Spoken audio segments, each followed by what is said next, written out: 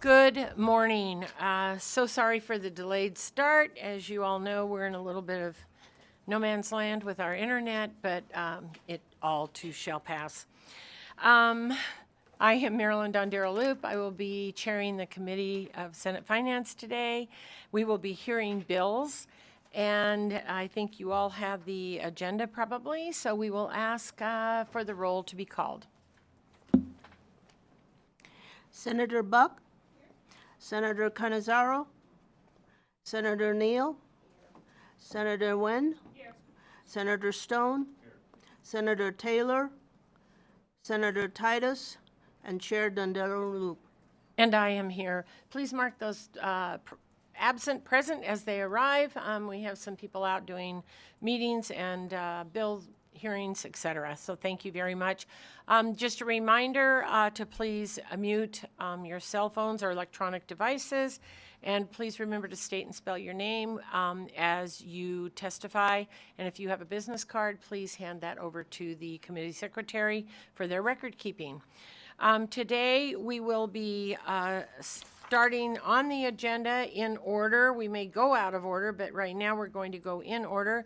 And I will turn this all over to my ever-willing Vice Chair, Senator Nguyen, and we will start hearing bills.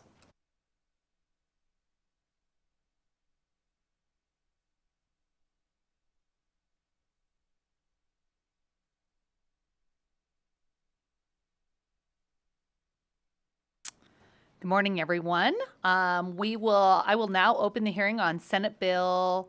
Do you want to start with 403 or okay? With Senate Bill 403 revises provisions relating to education, and I'll remind our presenters that this is a money committee, so to keep your presentation to the fiscal note. Go ahead and begin when you're ready, Chair. Thank you, Madam Vice Chair, for the reminder that this is the Finance Committee.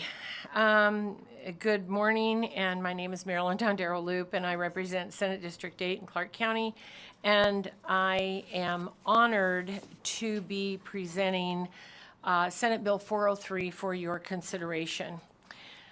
This bill is a partial result of the work of the Nevada Commission on Innovation and Excellence completed after the passage of Senate Bill 425 of the 2023 session. The body of work accomplished is extensive with more work to be done. And because of budget constraints and the need to begin the process of setting up building blocks for change, this bill includes at least one major component from each of the recommendations as brought forth by the working group of the Commission.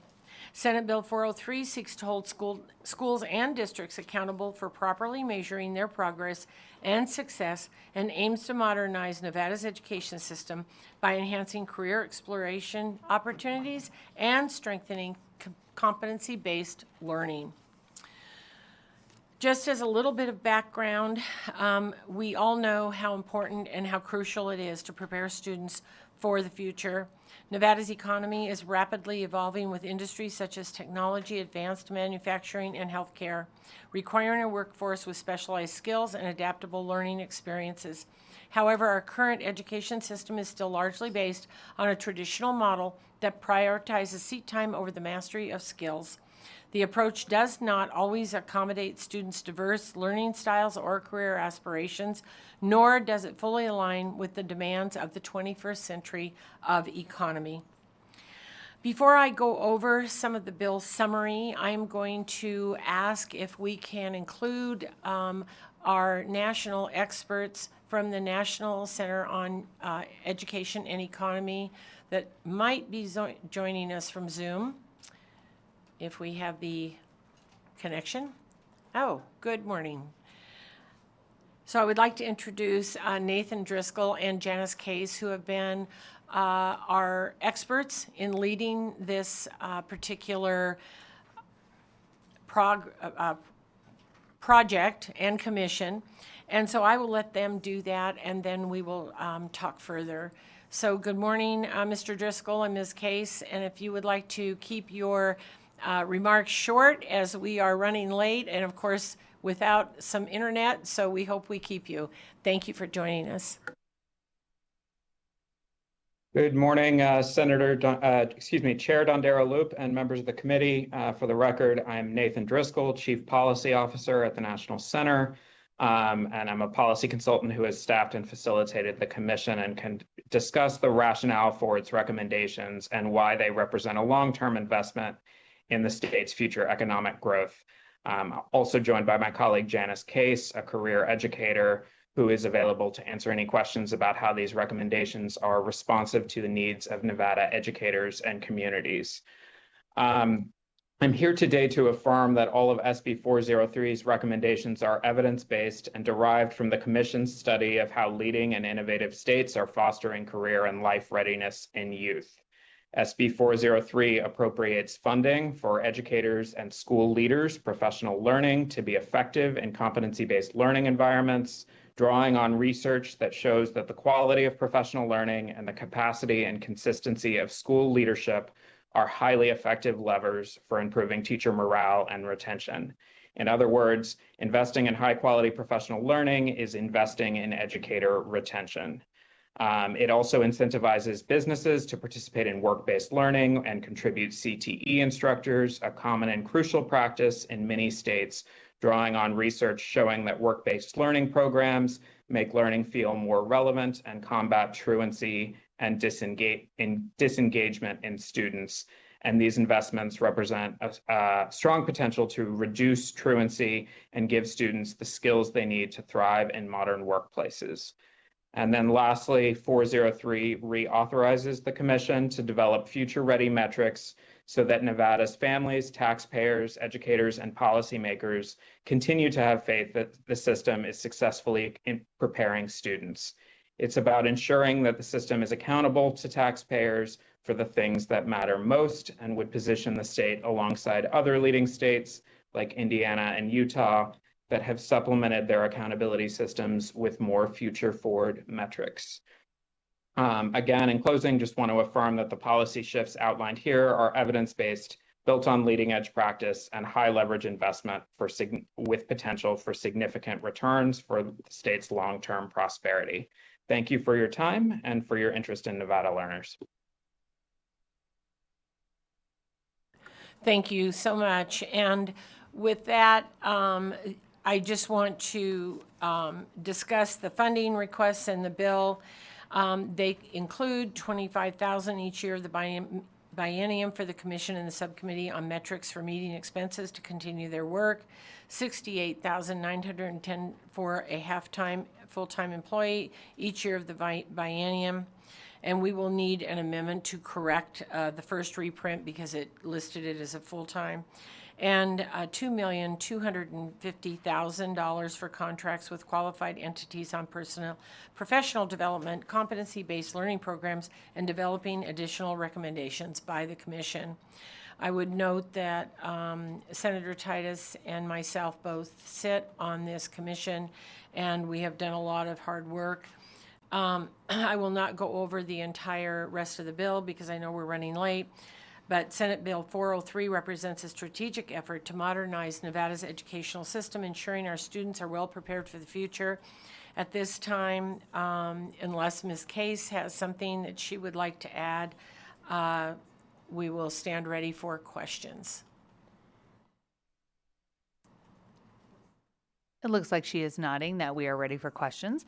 I will start with a question. You said that you have a forthcoming amendment to correct that part-time position. Does that change the fiscal note, or was the fiscal note correct and it was just a, it should have been listed as a part-time? Yes. The fiscal note was correct. They listed it as full-time, so the contracts with the qualified entities on the professional development, competency-based learning programs, and developing additional recommendations by the commission are done by that part of the fiscal note. Okay, and I think Senator Neal, do you have? I think she has a question, so go ahead. Thank you. Senator Dondero Loop, I was looking at NDE's fiscal note, their actual notes. I don't know if I should ask NDE this, but they were saying, did we get this cleared up? They had a lot of questions in their notes around how it would be allocated, the appropriation would be allocated in Section 24. And then they threw in that the abatement in the bill, they couldn't identify what would be the impact of that revenue to the state education fund. And so I don't know what's going on with this fiscal note, but I don't know if it's better to talk to them and understand like why they put all this in here. I cannot see behind me. I used to have eyes behind my head when I was a teacher, but I think I lost those. So if there is somebody from NDE behind me and they would like to come forward, You I have would. a lifeline coming up to the Perfect, table. thank you. Go ahead and, Good if morning. you're able to answer that question, go ahead. Good morning, Amelia Tebow for the record, THIBAULT, on behalf of the Nevada Department of Education. We do have an amended fiscal note. There was clarification after the first reprint of the bill, so I do believe that the majority of our fiscal note was removed. We had, I think, 2 position requests that remained, but the analysis ultimately on the tax abatements given adoption and the general impact on the state revenues, we do believe it will be absorbable. So not a significant impact on revenues. So that part is clear. We did gain clarification about the intent of the appropriation established in the bill, and we identified in the first reprint of the bill 1 EPP position and 1 MA2 position. Thank you, Vice Chair. Thank you very much. All right, We see any other questions? It's okay, you can share your own hearing. Autopilot. Seeing no other questions, we'll begin testimony in support. If you are here to testify in support of Senate Bill 403, please come up to the table.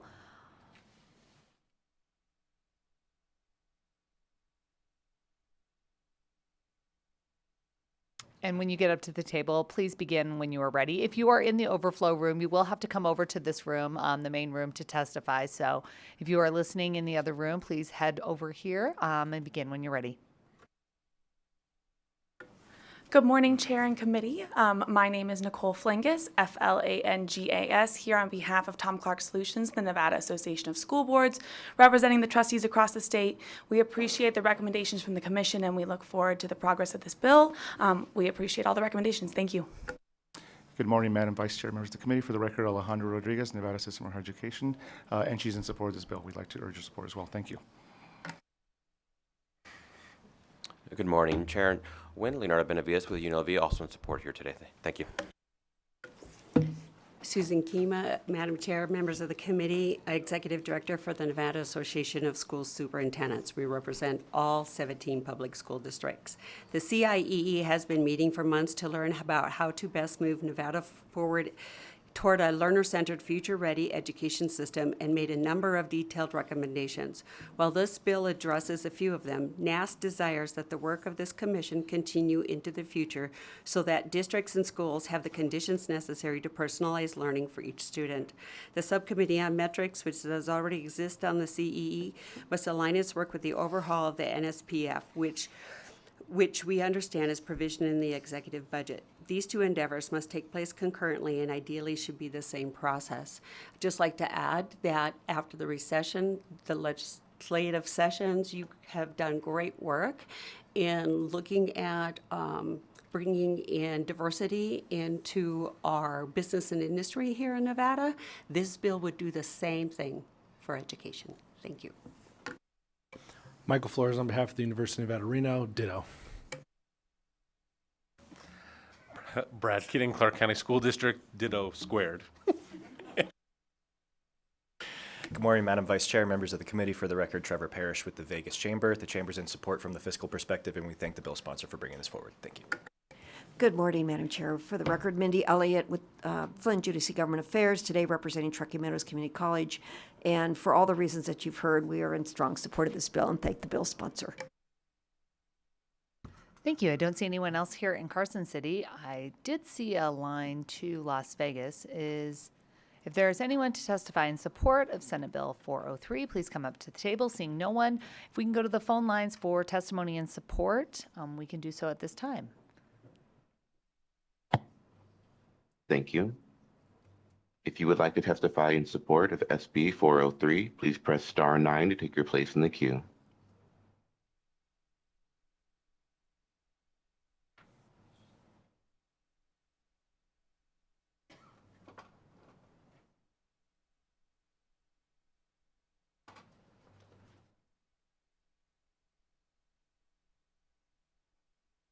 Caller with the last 3 digits 584, you are unmuted on our end. Please be sure that you are not muted on yours.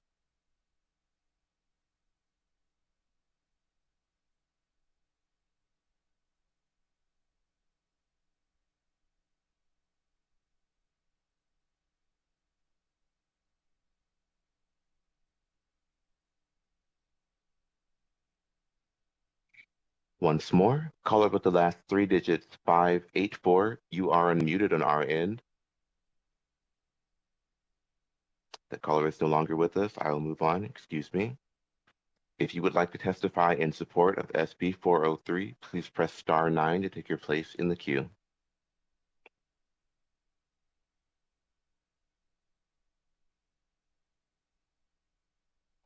There are no callers wishing to offer support testimony at this time.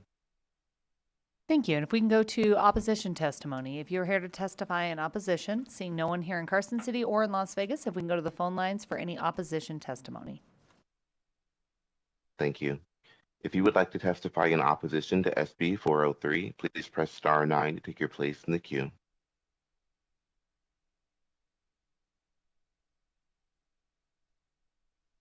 There are no callers wishing to provide opposition testimony at this time. Thank you. And finally, we'll go to neutral testimony. If anyone is here to testify in neutral, seeing no one here in Carson City or in Las Vegas, we can go to the phone lines for any neutral testimony. Thank you. If you would like to provide neutral testimony today for SB 403, please press star 9 to take your place in the queue.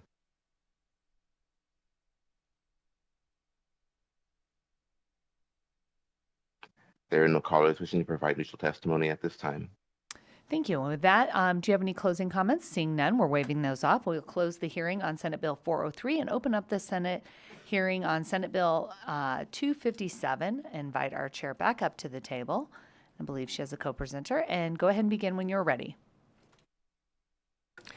Thank you so much, Madam Vice Chair and members of the committee. My name is Marilyn Dondero Loop, and I still represent Senate District 8 in Clark County, and I am honored here to present Senate Bill 257, which revises provisions relating to autism. With me today, I have Brian Hager, who is the CEO of the Grant a Gift Foundation, and more importantly, this is also Autism Awareness Day. The National Autistic Society defines autism as a lifelong development disability which affects how people both communicate, interact with the world surrounding them. Signs of autism can be identified as early as 18 months old, yet most people are not properly diagnosed until 5 years or older. The Center for Disease Control and Prevention found 85% of the children expected to have autism have developmental concerns noted in their records by 3 years old. 42% of them were diagnosed on the spot, 19% of them were diagnosed within the following 2 years, and roughly 39% went undiagnosed.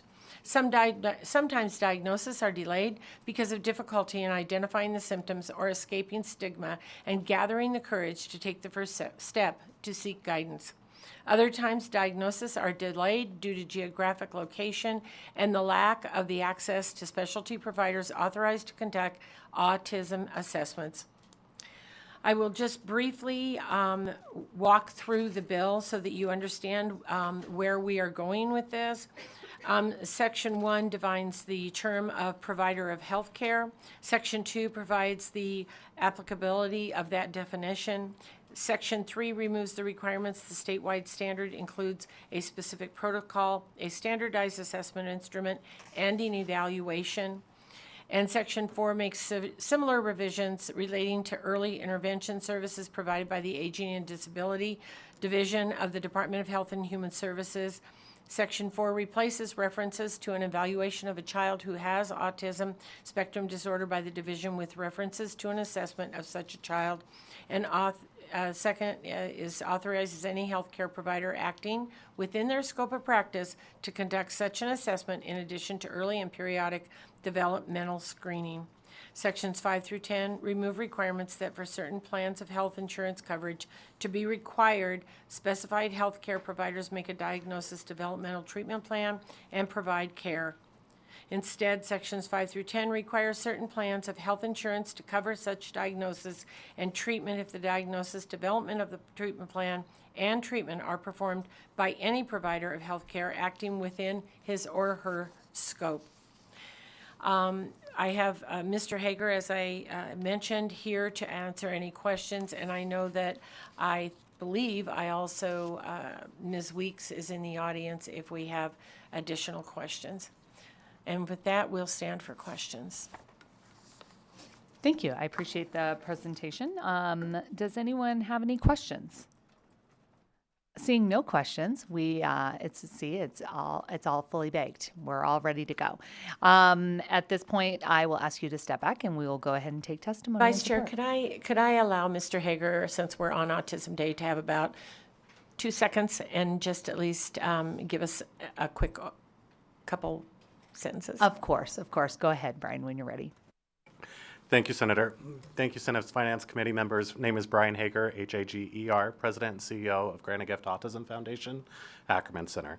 As of today, 1 in 31 children are said to be diagnosed with autism spectrum disorder, and equates to 3.22% of a prevalence. And according to the 2023 U.S. Census data, that's more than 22,602 children under the age of 18 in the state of Nevada. The bills that you'll hear for autism are in support to continue to progress the diagnosis, treatment, and overall reach their fullest potential into integrating into society. So we appreciate everyone's support for that, and appreciate hearing all the bills and your guys' time and effort here at the committee. Thank you. Thank you. And I see everyone with their pins in recognition. So thank you for coming to the legislature and advocating. Does anyone, I don't see any questions, so we'll begin testimony in support. If you are here to testify in support of Senate Bill 257, please come up to the table and please begin when you are ready. And again, I will remind everyone, if you are in the other room for overflow and you would like to come and testify, you do have to come over to this building or this room. Go ahead and begin when you're ready. Hi, Rebecca Raynoa for the record, Raynoha. First of all, thank you so much for hearing this bill. We already know that. Oh, you're fine. Go ahead and keep going. Maybe. Sorry. We already know that early intervention saves the state significant amount of money, which we are currently delaying in our current law.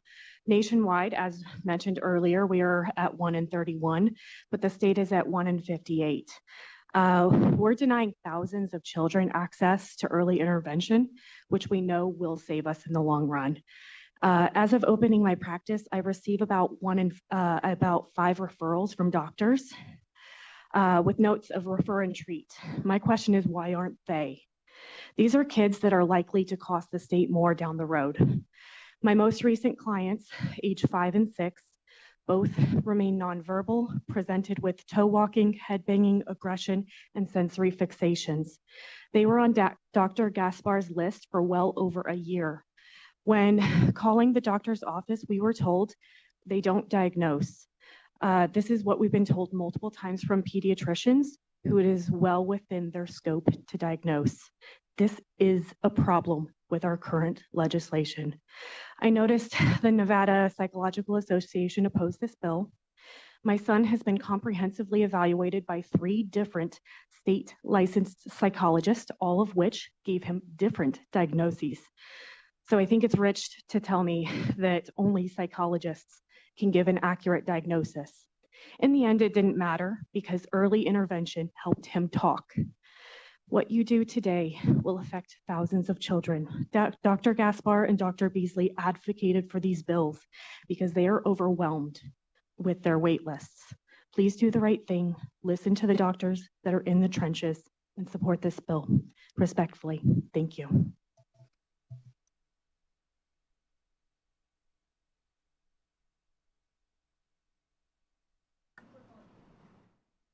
If you are here to testify in Las Vegas, go ahead and begin when you are ready. And if you can spell your name for the record, that would be really helpful for our staff. For the record, my name is Jan Crandy, Crandy for the last name. I'm a former chair of the Autism Commission for many, many years. I support this bill. I know kids are waiting, and I know this is a finance committee, so I just want to say thank you to all the legislators for all your support and all your hard work and all your patience with our community. Thank you. I hope you pass this bill.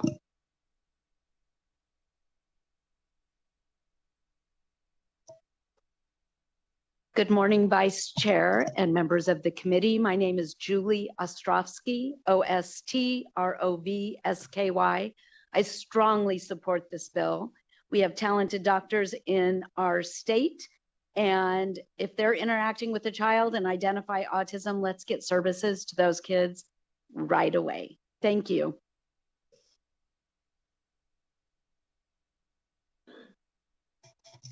Good morning. My name is Jennifer Strobel, Strobel.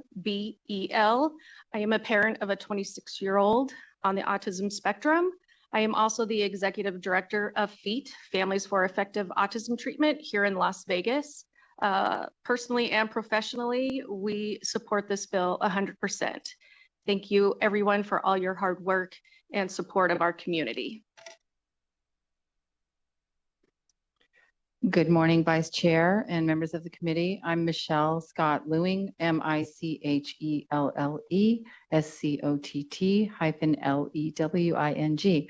I'm president for the Autism Coalition of Nevada for the last 15 years. And I just want to say that from the 10,000-foot view of what has been happening in the state of Nevada with autism, very, very appreciative of this incredible bill and hope that you will, number one, accept my strong support on behalf of the Autism Coalition of Nevada, but also on behalf of all of my team members here in the state. Thank you so much. Hello, my name is Michelle Tombari, Tombari. I am a parent of a child with autism who was lucky enough to receive services early. He's doing really well, and I just want to keep seeing Nevada get better for all these kids. The numbers keep growing, and this bill is really necessary, so I hope you can support it. I strongly support it, and you can see it's Autism Day here. We need to get these bills going, and please pass this bill. Thank you.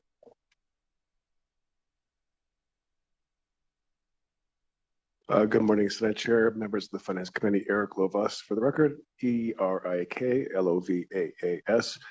We fully support this bill. Any delays in receiving diagnosis makes the outcomes more difficult to achieve. Children who are 4 and younger do exceptionally better than children who are 5 and older. Anything we can do to get the diagnosis done in that early window would be ideal for our community. Thank you for your time. Thank you. And we will come back up here to Carson City. So go ahead and begin when you're ready. Good morning. Thank you. My name is Eve Erickson Woodruff. That's EVE. ERIKSSONWOODRUFF. As a mother of a child with level 3 autism and a dedicated advocate for families affected by autism, I initially opposed SB 257. However, after meeting with Brian Hager and Dr. Beasley, I gained a clear understanding of the bill's intent and its critical importance to our community. Their insights addressed my concerns and highlighted how this legislation will positively impact individuals with autism and their families. I now wholeheartedly support SB 257 and urge its passage to benefit our community. Thank you.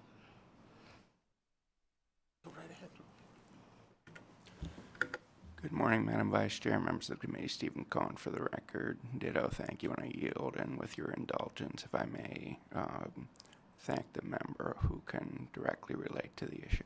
Thank you. Good morning, Madam Vice Chair, members of the committee. Good to see you all. For the record, Andy McKay, Executive Director of the Nevada Franchise Auto Dealers Association. We are here in strong support of this bill. I want to thank Senator Don Darrell Loop for introducing it. This is a cause that is near and dear to many of our board members' hearts. It impacts them personally, and there was really one task that I was assigned this session was to do anything we can to make sure this thing gets across the finish line. So we enthusiastically support it and respectfully request your vote and support. Thank you, Madam Chair. Vice Chair, pardon me.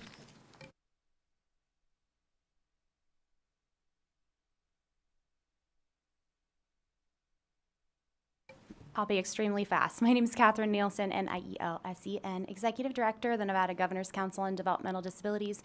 We get calls all the time from families looking for treatment and support for their children with autism, and we're grateful. So we ditto all of the other support here today. Thank you. And now I will go to the phone lines if there is anyone to testify in support on the phone lines. Thank you, Vice Chair.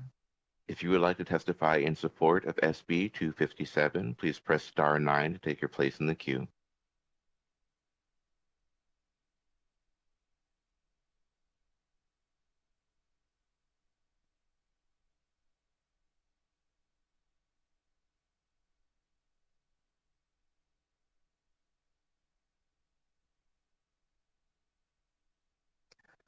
Caller with the last 3 digits, 918, please press star 6 to unmute yourself and you may begin.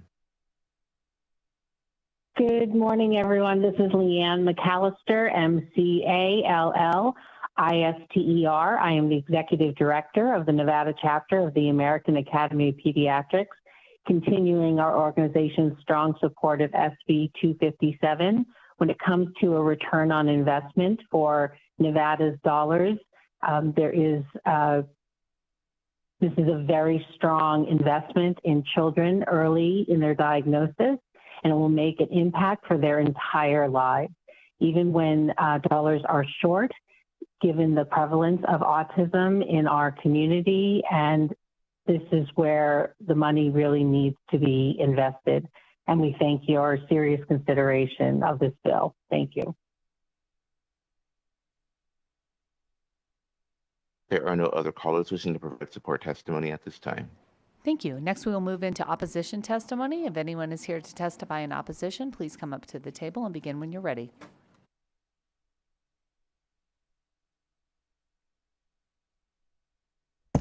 Thank you, Madam Vice Chair. Eddie Abelser for the record with Tri-Strategies on behalf of the Nevada Psychology Association. We regretfully have to be at the table in opposition. We believe the bill is a fantastic bill. It is doing exactly what the state needs. The statewide standard language is perfect. We've been working with the Ackerman Center, having conversations. We have one slight concern that exists in Section 1 around the definition of providers of health care.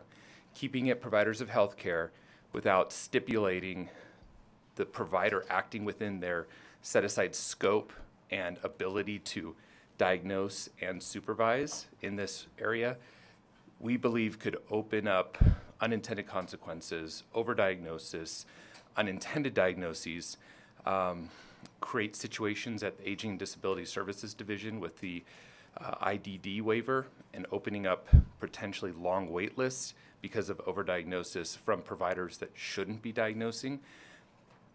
We are not in any way saying physicians, Dr. Gaspar, who my former role as a ADSD administrator was amazing. They do great work at the Ackerman Center. We just want to refine Section 1 if possible.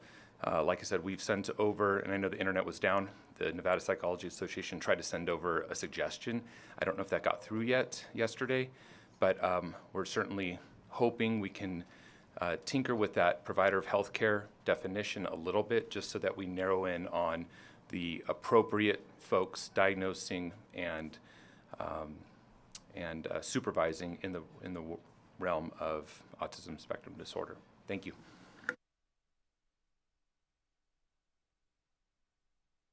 Seeing no one at the table in Las Vegas in opposition, we'll go to the phone lines for any testimony in opposition. Thank you.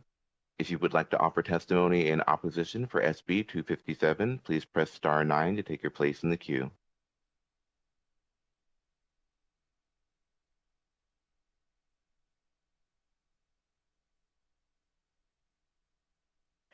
Good morning. My name is Dr. Lori Drucker, Lauriedrucker, testifying also on behalf of the Nevada Psychological Association and the members with whom we've had multiple discussions, both about the positive intention of this bill and the potential challenges. Our concern and that of many of our members is that SB 257, as written, will lead to insufficiently trained professionals assessing and misdiagnosing autism. We're concerned that the current wording of this bill expands the likelihood that inaccurate diagnosis will overwhelm current systems within the state, contributing to increased costs for reassessing autism diagnoses and for increased referrals for ABA services that may not be warranted. Some of the comments from our members are fast and accurate diagnosis can be life-changing. Fast and incorrect diagnosis can be a tragedy. The challenge is of having an accurate differential diagnosis, particularly if the child has a trauma history or other intellectual disability that can complicate the accurate diagnosis of autism. The bill as it currently stands risks compromising the integrity of ASD diagnoses in our state. And we urge the committee to consider amending the language to clarify which providers may diagnose ASD, that they are limited to those providers acting within his or her scope of practice and competency to provide autism assessment, diagnosis, and treatment. And again, we are in support of early intervention and access to treatment for all children with autism. Thank you for your time and consideration.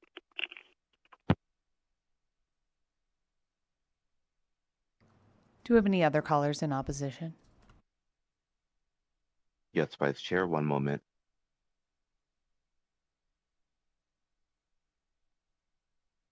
Good afternoon. My name is Jessica Garrett, and I am a licensed speech-language pathologist and private practice owner in the Las Vegas area. I am testifying today to express my strong opposition to SB 257. I want to echo what the Nevada Psychological Association has presented with their concerns in opposition. I also want to highlight the use of standardized assessment tools. I believe the bill states that it can be, the autism diagnosis can be made with direct observation. I think that would severely impact diagnostic integrity. So I would love to see the bill amended to specify who can diagnose and to leave standardized assessment tools as part of this. I also want to clarify that a diagnosis of the autism is not needed to access early intervention therapeutic services, such as speech therapy, occupational therapy, and physical therapies. Thank you so much for your time and consideration.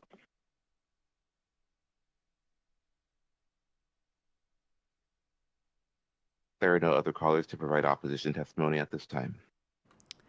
Finally, we will move into neutral. If you're here to testify neutral, I don't see anyone here in Carson City or in Las Vegas.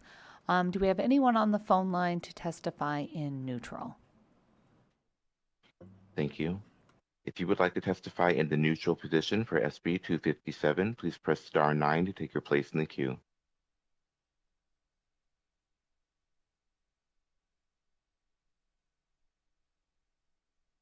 There are no callers wishing to provide neutral testimony at this time.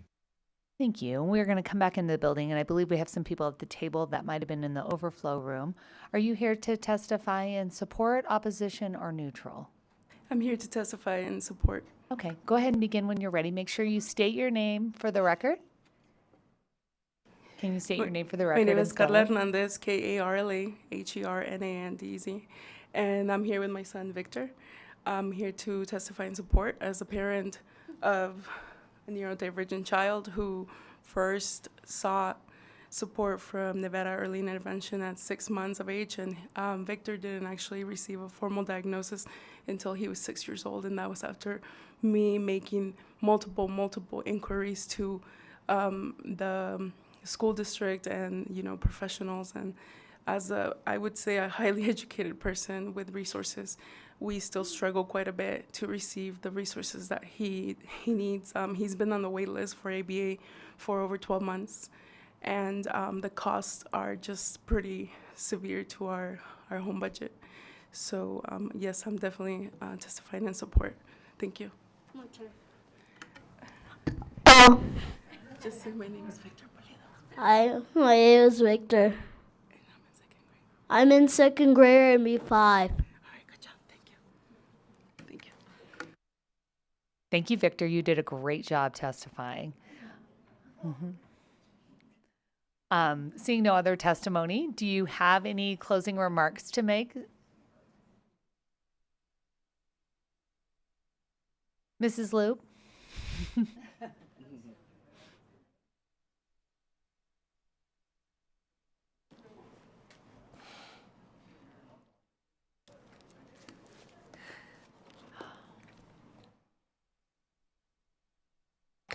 Marilyn Dondero Loop for the record.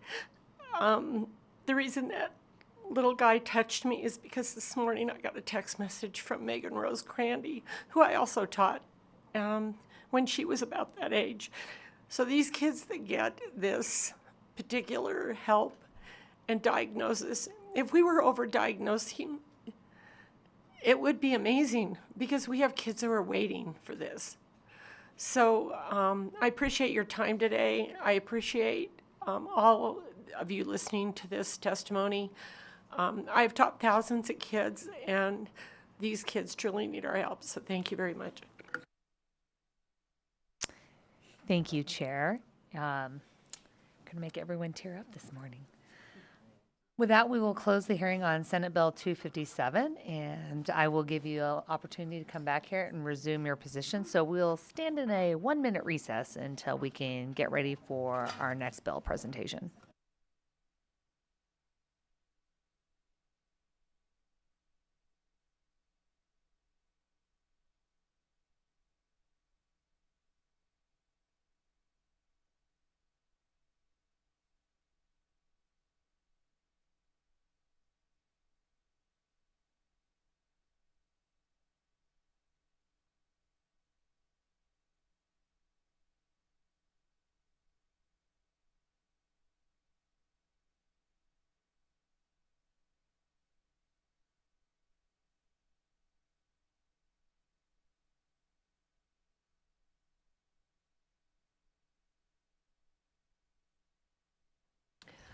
All right, we will move on. Thank you very much, Vice Chair. And we will move on to Senate Bill 263. Thank you very much. Majority Leader, please go ahead when you're ready.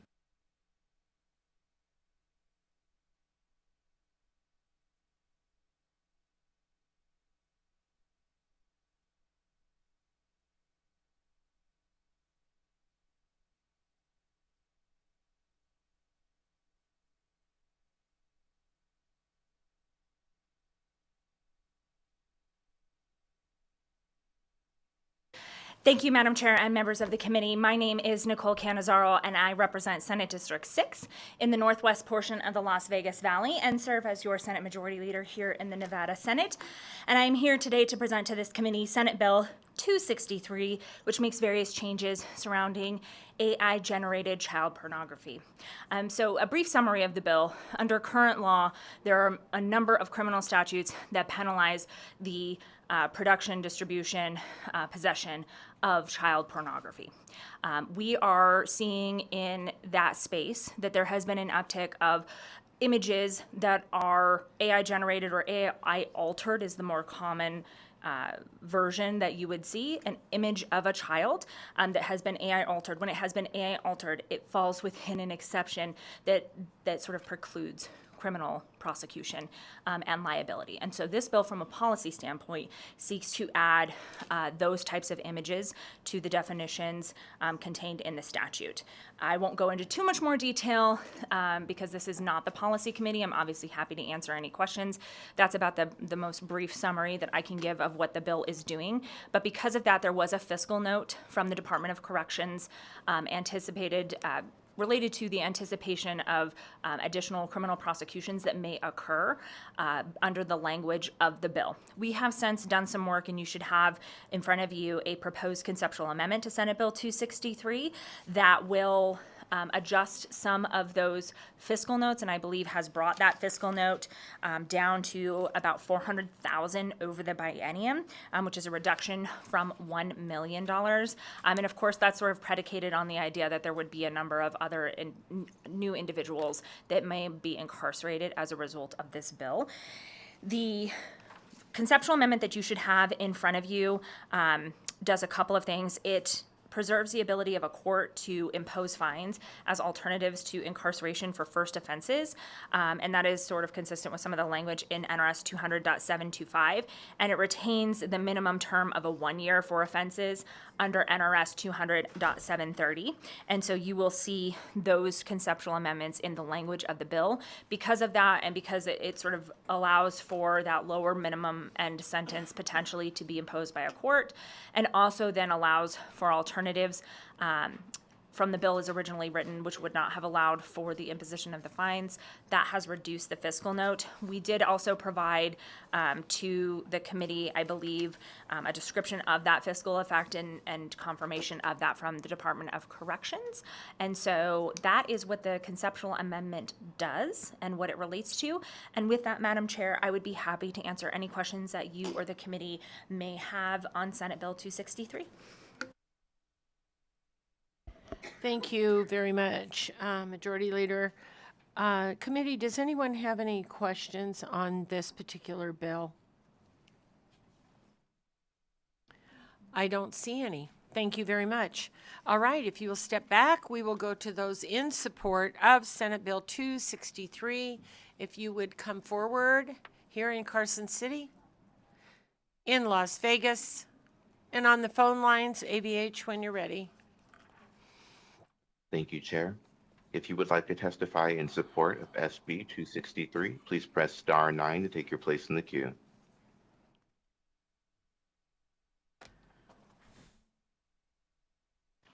There are no callers wishing to provide support testimony at this time. Thank you very much. We'll go to opposition here in Carson City, in Las Vegas, on the phone lines, AVH, when you're ready.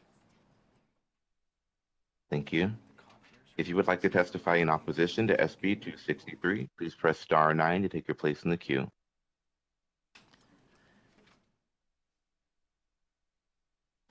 There are no callers wishing to provide opposition testimony at this time. Thank you very much. Neutral here in Carson City, Las Vegas, on the phone lines, AVH, when you're ready. Thank you, Chair. If you would like to testify in the neutral position for SB 263, please press star 9 to take your place in the queue.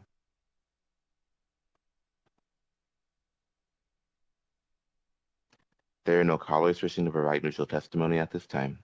Thank you very much. Closing remarks, Majority Leader. Okay, with that, we'll close the hearing on Senate Bill 263, and we'll go to Senate Bill 275.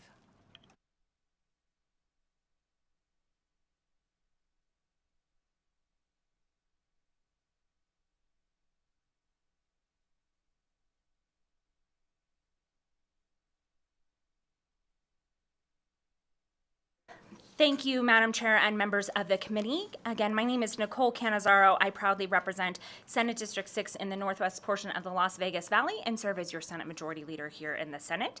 And I am here today to present to this committee Senate Bill 275. From a policy standpoint, Senate Bill 275 creates some provisions to allow for the reduction in and the use of what we call sort of reunification therapy. There are some legitimate uses of that, and so the bill doesn't ban it completely, but we have heard from some families whose children were subject to these reunification camps that are sort of meant to keep them from one parent in the midst of a custody dispute, and there have been some very serious ramifications as a result thereof.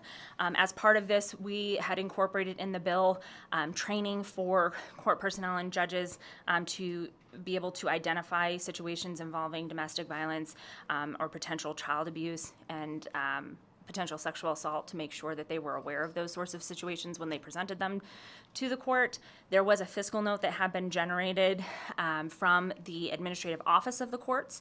We have for you a conceptual amendment that the committee members should have and should be available on Nellis. In this conceptual amendment, we do a few things.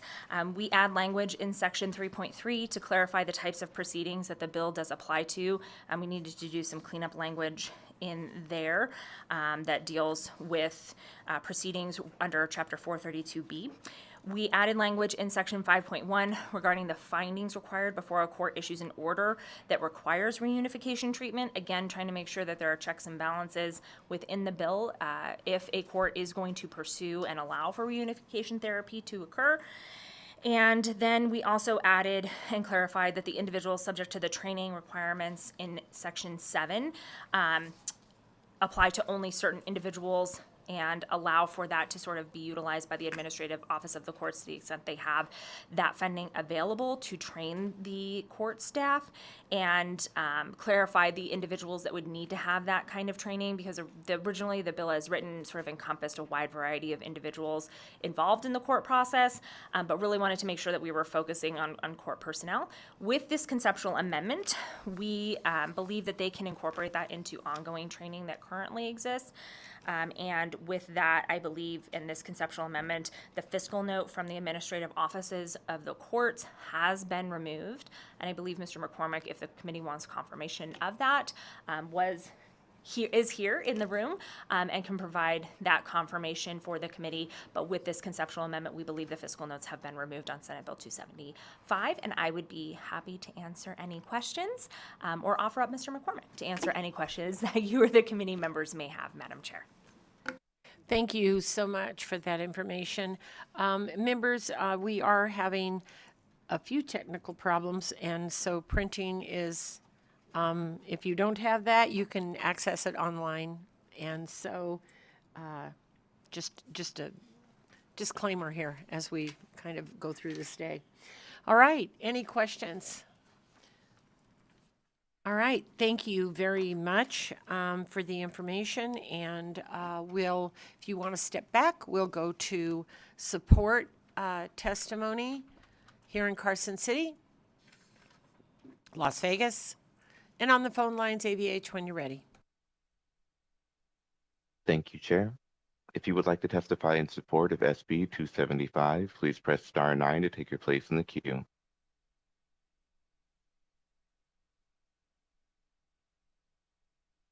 There are no callers wishing to provide support testimony at this time.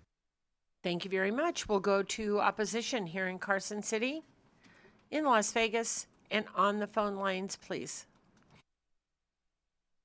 If you would like to testify in opposition to SB 275, please press *9 to take your place in the queue.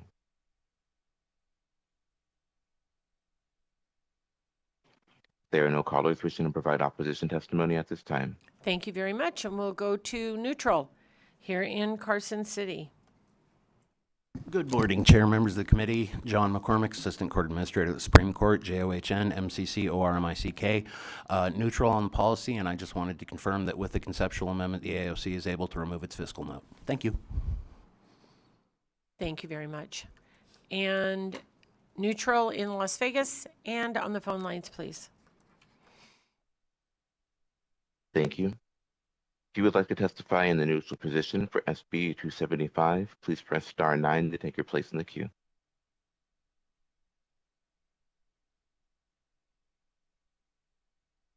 There are no callers wishing to provide neutral testimony at this time.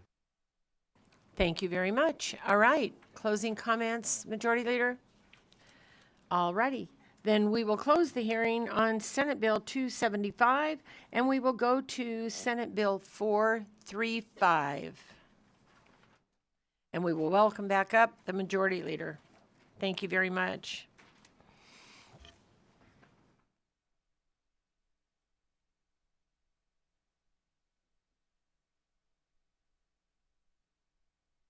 Thank you, Madam Chair and members of the committee. Again, my name is Nicole Canizaro. I represent Senate District 6 in the northwest portion of the Las Vegas Valley and serve as the Senate Majority Leader here in the Nevada Senate. And I'm here to present to you Senate Bill 435, which creates a directory along with enforcement provisions housed within the Attorney General's office with respect to vape products as we may refer to them. This would allow for us to ensure that the products that are being sold here in Nevada are authorized in some manner by processes within the FDA. That's sort of the most basic description, but happy to answer any questions on that. From a policy standpoint, this directory would be, again, housed within the Attorney General's office. It does provide for a flat fee to be paid by the manufacturers of these vapor products. There are 2 amendments for the committee's consideration. There is one that is a proposed amendment from the Department of Taxation, then a second one from the Attorney General's office. Both of these amendments are friendly amendments to the bill. What they do with respect to the fiscal notes is they provide that there would be a flat fee annually of $6,300 to be paid. This would reduce the fiscal note to a general fund appropriation of $554,420 for the biennium. This would be repaid through the usage of those fees and regulations with in fiscal year 2029.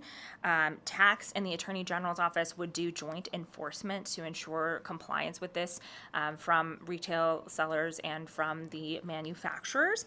And then there are civil penalties and fees that go into an account to help pay for the administration and the enforcement. And so that general fund appropriation is sort of to get the vape directory up and running.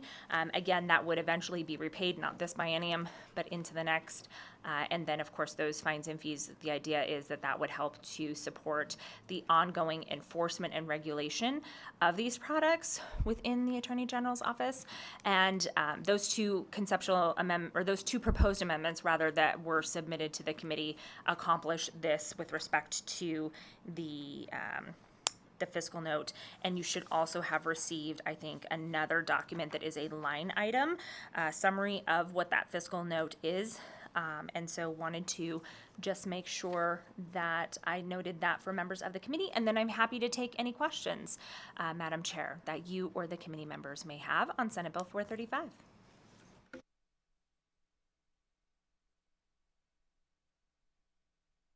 Thank you so much. I have a teacher voice. It's all good. Any questions on Senate Bill 435?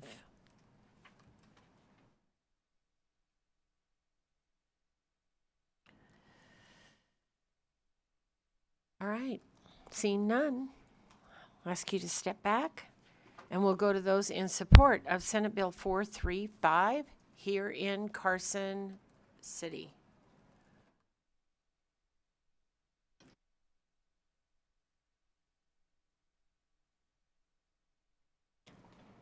Good morning, Madam Chair, members of the committee. For the record, Trevor Parrish with the Vegas Chamber. The Chamber's in support from the fiscal perspective. Thank you. Thank you very much. Any additional? You're almost late to class, Mr. Abel. Good morning, Madam Chair, members of the committee. My name is John Egel, representing the LVPPA and PSAN, and we support the bill because this helps law enforcement control those bad vapor products. Thank you. Thank you very much. Go ahead, please. Madam Chair, members of the committee, Alfredo Alonso today on behalf of R.J. Reynolds, and we strongly support this bill. Thank you very much. Any additional support?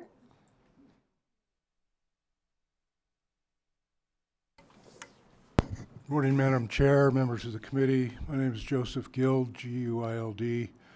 I'm here on behalf of Altria Systems Incorporated, and we support the bill. Thank you so much. All right. Anyone in Las Vegas? On the phone lines, AVH, when you're ready. Thank you. If you would like to testify in support of SB 435, please press star 9 to take your place in the queue.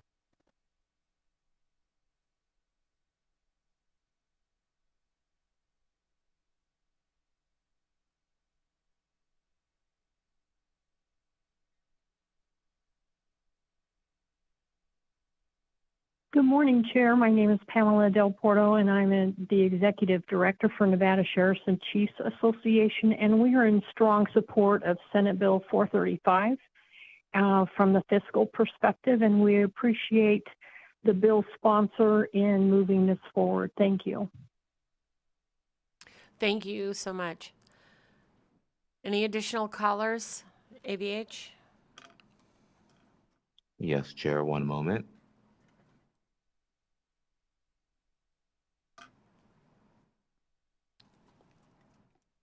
Good morning, Madam Chair and members of the committee. This is Miranda Hoover representing the Energy and Convenience Association of Nevada, and we are in strong support of SB 435. Thank you.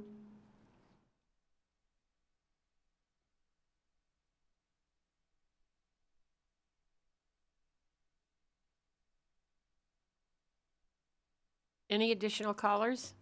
Good morning, Chair and Committee. My name is Leslie Pittman. I'm calling in full support of Senate Bill 435 on behalf of Jewel Labs. We thank the Majority Leader for introducing the bill and urge this committee's passage and approval. Thank you. Thank you very much. Next caller, please. There are no other callers wishing to provide support testimony at this time. Thank you very much. We'll go to opposition here in Carson City.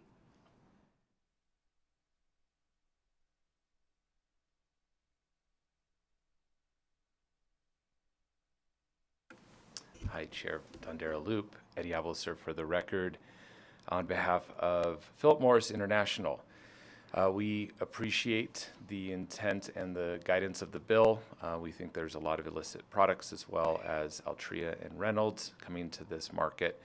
Our concerns lie in Section 5. We've reached out to Altria to attempt to try to fix the concerns in removing other products from the definition that exists currently in statute. We think it creates an unintended consequence for heat not burn products that are hopefully going to be coming to our state at some point. Philip Morris International has a commitment to get rid of combustion in all forms, hoping that we can get rid of cigarettes altogether in this state. Unfortunately, we think that that definition creates an unintended consequence for the HTP products, and so we've reached out to Altria, hoping to find a way to fix that portion. I will give a caveat. I haven't had a chance to review both amendments from the AG's office or Department of Taxation. We'll take a look and see if perhaps our concerns were fixed in those amendments. But at this point on the bill itself, we have to oppose based on that definition. Thank you. Thank you very much. Yes. I'm curious. Are you opposing the bill because of the current language that's in NRS? Like what you're discussing is the current language. So, Madam Chair, Eddie Abelser for the record.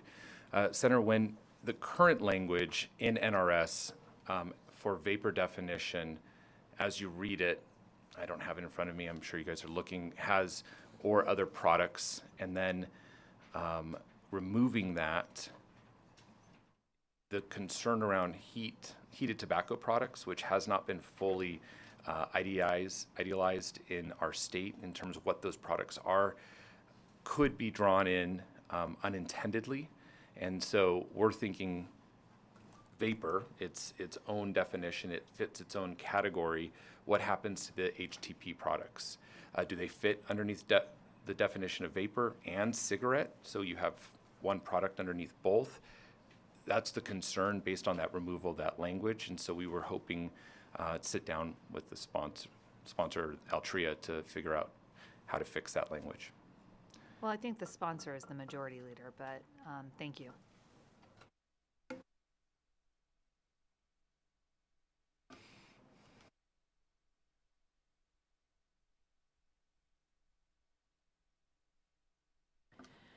All right. Any additional opposition here in Carson City, Las Vegas? And on the phone lines, AVH, when you're ready. Thank you, Chair. If you would like to testify in opposition to SB 435, please press star 9 to take your place in the queue.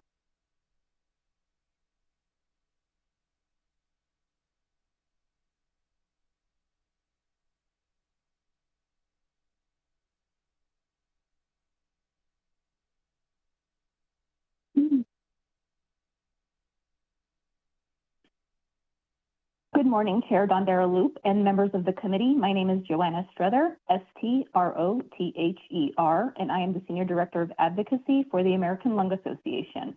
We appreciate the intent of the bill sponsors to address illicit e-cigarette sales and use, but this bill will not reduce youth use of e-cigarettes and nicotine products, and it will cost the state an estimated $3.7 million on an already strained state budget. As of March 2025, 12 states have adopted similar directories or registries. These registries have exceeded cost estimates and have required additional appropriations or legislation to operate the fund. Additionally, there is no evidence of impact on illegal tobacco product sales, underage sales, or youth use. This bill is a win for big tobacco. And if we're serious about protecting our youth, I encourage you to look into proven policies that prevent and reduce youth use. Thank you. Thank you very much. Next caller, please. There are no other callers wishing to provide opposition testimony at this time. Thank you very much. We'll go to neutral here in Carson City.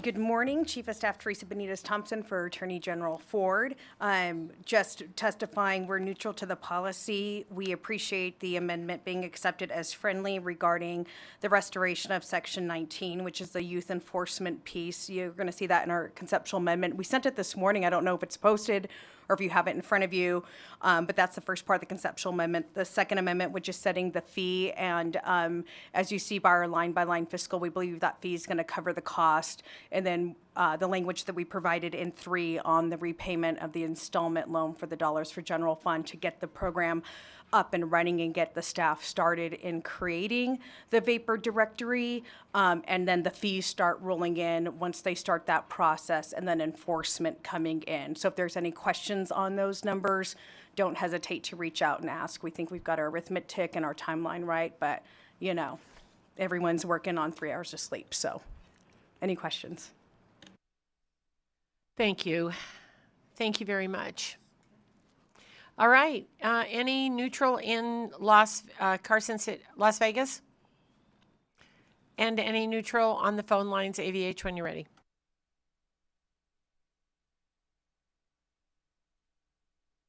Thank you. If you would like to testify in the neutral position for SB 435, please press star 9 to take your place in the queue.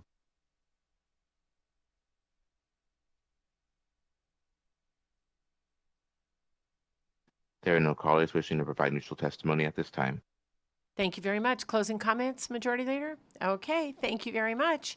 All right, with that, we will close Senate Bill 435, and we will open the hearing on Senate Bill 312.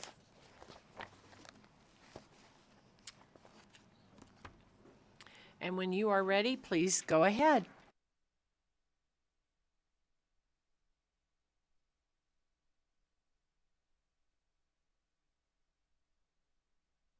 Thank you, Madam Chair, members to the Senate Committee on Finance. For the record, I am Fabian Dignate, representing Senate District 10. Senate Bill 312 takes a step forward in advancing health equity for Nevada's tribal communities. The bill establishes the Tribal Health Authority, an entity designed to build a bridge between the Department of Health and Human Services and the leaders who serve our Native American populations every day. To support this effort, the bill establishes the authority's mission to improve health outcomes, elevate quality of life, and strengthen overall well-being for Native communities across Nevada. The bill outlines a governance structure rooted in tribal leadership. Voting members will be directors of a Native American operated healthcare facility, and state/federal agency liaisons will participate as non-voting members. Senate Bill 312 also directs the Department of Health and Human Services to seek federal waivers or submit a Medicaid state plan amendment to allow tribes to make presumptive eligibility determinations. This means that tribal members could access temporary Medicaid coverage faster, with their tribes equipped with training, technical support, and resources to facilitate the process. Finally, to ensure the tribal voices are not only heard but empowered, the Tribal Health Authority will have the ability to request up to 2 bill draft requests per session focused specifically on advancing Native American health in Nevada. In regards to the fiscal notes associated with the bill, the reprint of the bill deleted the appropriation, along with removing the provisions that caused the fiscal notes under the first version of the bill. Our original bill allowed the Tribal Health Authority to make Medicaid determinations at tribal sites. We removed that portion of the bill and instead allowed tribes to become an approved site to conduct Medicaid presumptive eligibility applications. I will make a note that last month I submitted a budgetary amendment of $300,000 in the biennium taken from the Public Health Improvement Fund. That is budget 3234 for reference relating to the public health improvements. As you may know, the governor has allocated $15 million to be utilized by the health districts and DPBH for emerging public health threats.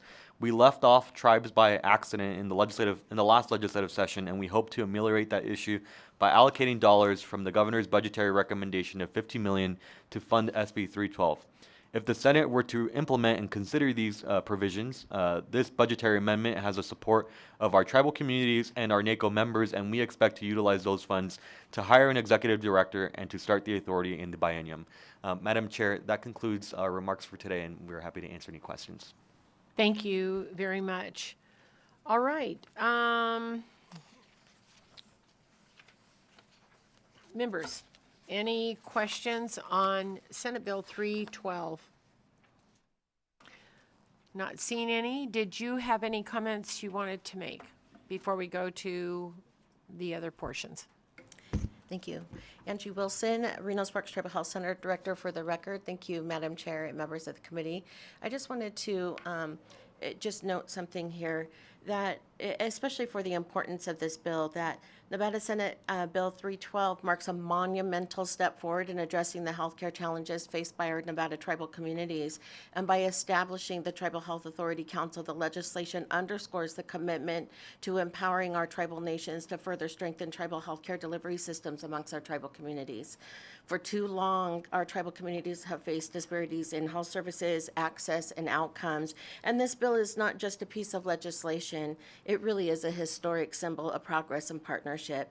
By creating the Tribal Health Authority Council, the bill provides a platform for our tribes to have a direct voice in healthcare decisions, ensuring that policies and initiatives align with our unique cultural and community needs. And this bill is groundbreaking because it not only addresses immediate healthcare concerns, but also facilitates a collaborative effort to design sustainable and innovative healthcare systems tailored to our tribal communities. I just also wanted to say that our tribal communities face some of the most severe health disparities in the United States, including higher rates of diabetes, heart disease, and substance use. Senate Bill 312 aims to combat these issues, as the Tribal Health Authority Council will play a pivotal role in identifying those gaps in services and implementing strategies to close them.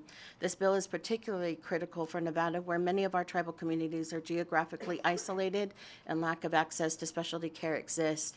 By leveraging the council's expertise, the state can work towards building infrastructure and resources that reach even the most remote areas, so that no member is left behind. Senate Bill 312 is more than a legislative milestone. It represents a vision for the future where our tribal communities have improved resources, autonomy, and support. And in conclusion, the Nevada State Bill 312 and the establishment of the Tribal Health Authority Council is a historic step in addressing healthcare disparities and recognizing the importance of culturally appropriate services and collaboration. This legislation not only paves the way for a healthier future, but it serves as a reminder that progress is possible when governments and tribes work together towards a common goal. The time here today and this effort by each and every single one of you is greatly appreciated and will forever be remembered as a significant milestone for the Nevada tribes and our tribal health clinics. So we want to thank you today for your considerations in making Senate Bill 312 a reality. Thank you. Thank you very much. Thank you, Chair, Vice Chair. Brett Scolari, Strategies 360 here, proudly representing the Reno Sparks Indian Colony. I just wanted to thank Senator Dunyate for his work on this. We sincerely appreciate it, and wanted to note that Daryl Gardapi, the chairman of the Reno Sparks Indian Colony, is in the audience, and we would appreciate the support on this bill. Thank you very much, and welcome to the committee, Chair. And I do have one. Can I ask you one quick question? This is just a curiosity question, Senator Donate. Your background information says Nevada is home to 5 major tribal communities. I was just curious, what constitutes the major tribal community? Is it the amount of members? What constitutes those 5 major tribal communities?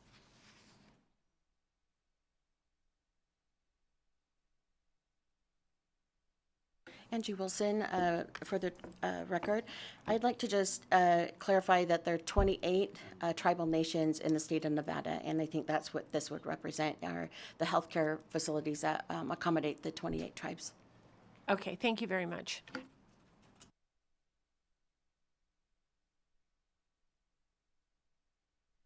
All right, with that, we will go to those in support of Senate Bill 312. If you would come forward, please. Welcome. Good morning, Madam Chair and members of the committee. My name is Sarah Adler with Silver State Government Relations, and we are proud to represent two of those tribal communities, Pyramid Lake Paiute Tribe and the Duck Valley Shoshone Paiute Tribe. And we just want to underscore the importance of this. Native Nevadans, tribal members, live in urban, rural, and our most frontier communities. For example, Pyramid Lake Paiute Tribe, Nixon being only 51 miles away, that is rural or practically suburban compared to Oahe, which is 411 miles from where we sit today. So this tribal health authority will help unify and maximize resources available to support tribal health. So thank you very much. Thank you very much. Any additional support here in Carson City? We'll go to Las Vegas. Any support? And we'll go online. AVH, when you're ready. Thank you, Chair. If you would like to testify in support of SB 312, please press star 9 to take your place in the queue.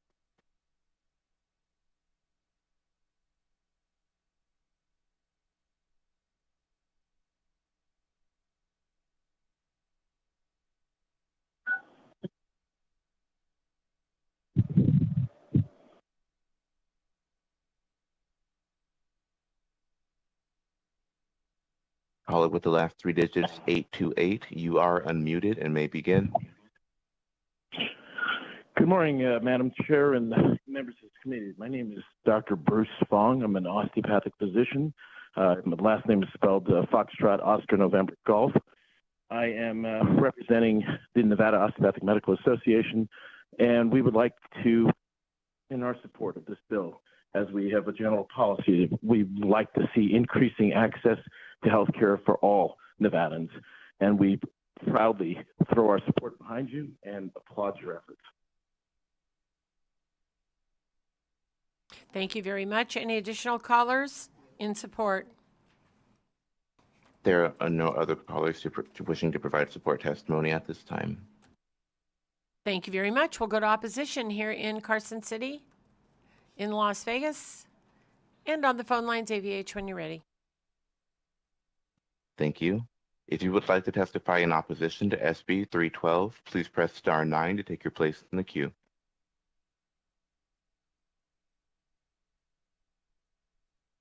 There are no callers wishing to provide opposition testimony at this time.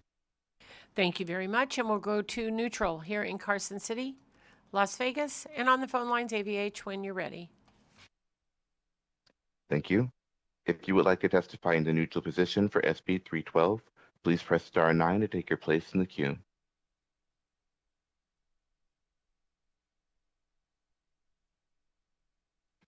There are no callers wishing to provide neutral testimony at this time. Thank you very much. And with that, I'll ask if you have any closing comments. Okay. Senate will close the hearing on Senate Bill 312, and we'll open the hearing on Senate Bill 423, and we'll welcome Senator Donate back up to the table.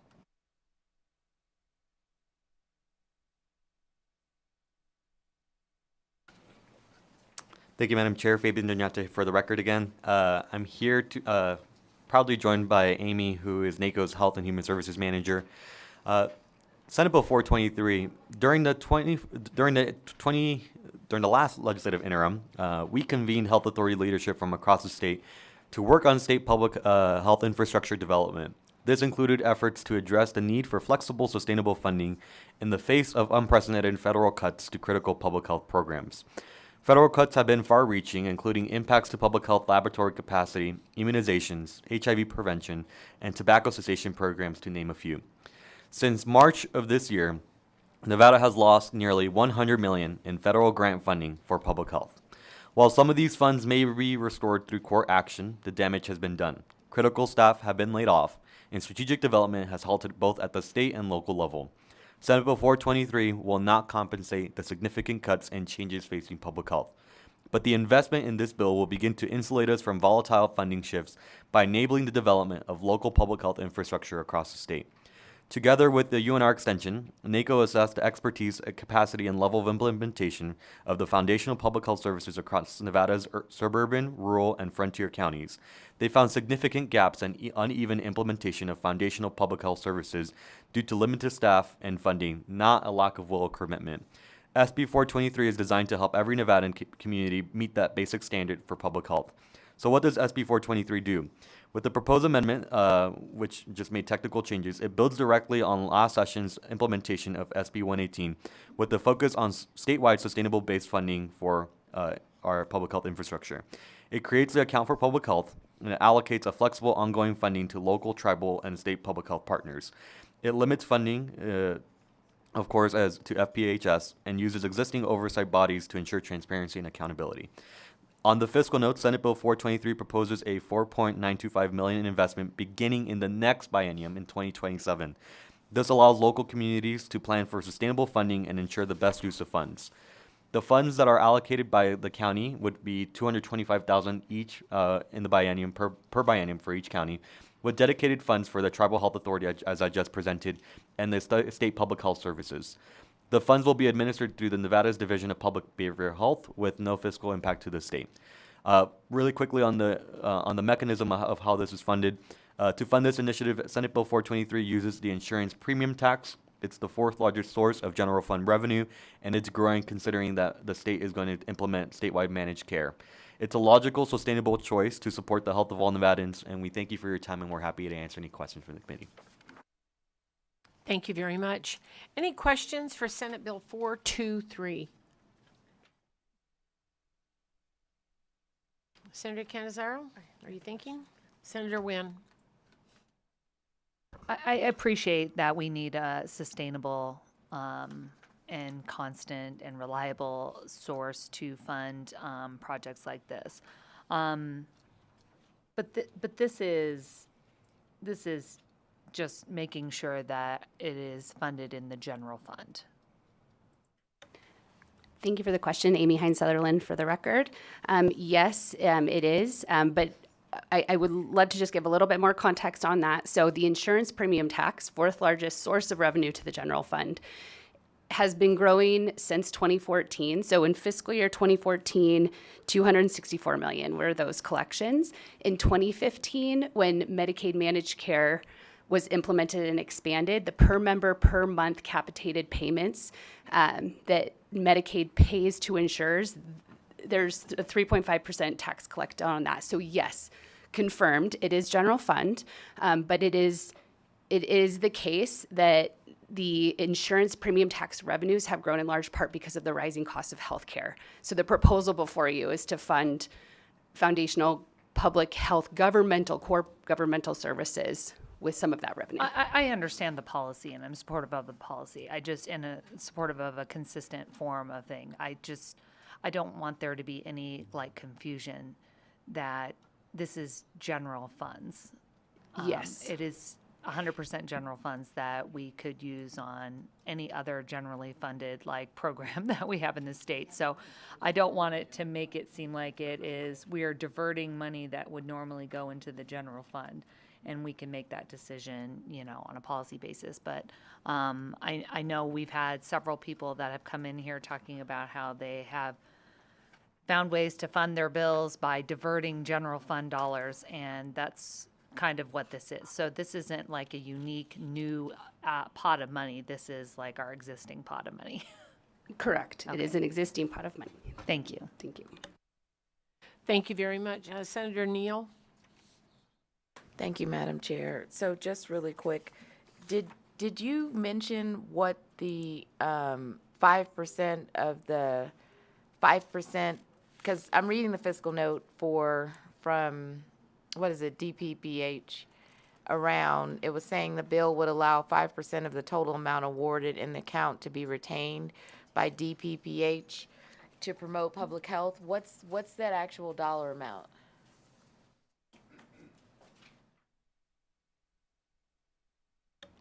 Let me get that answer for you. Hold on just one moment.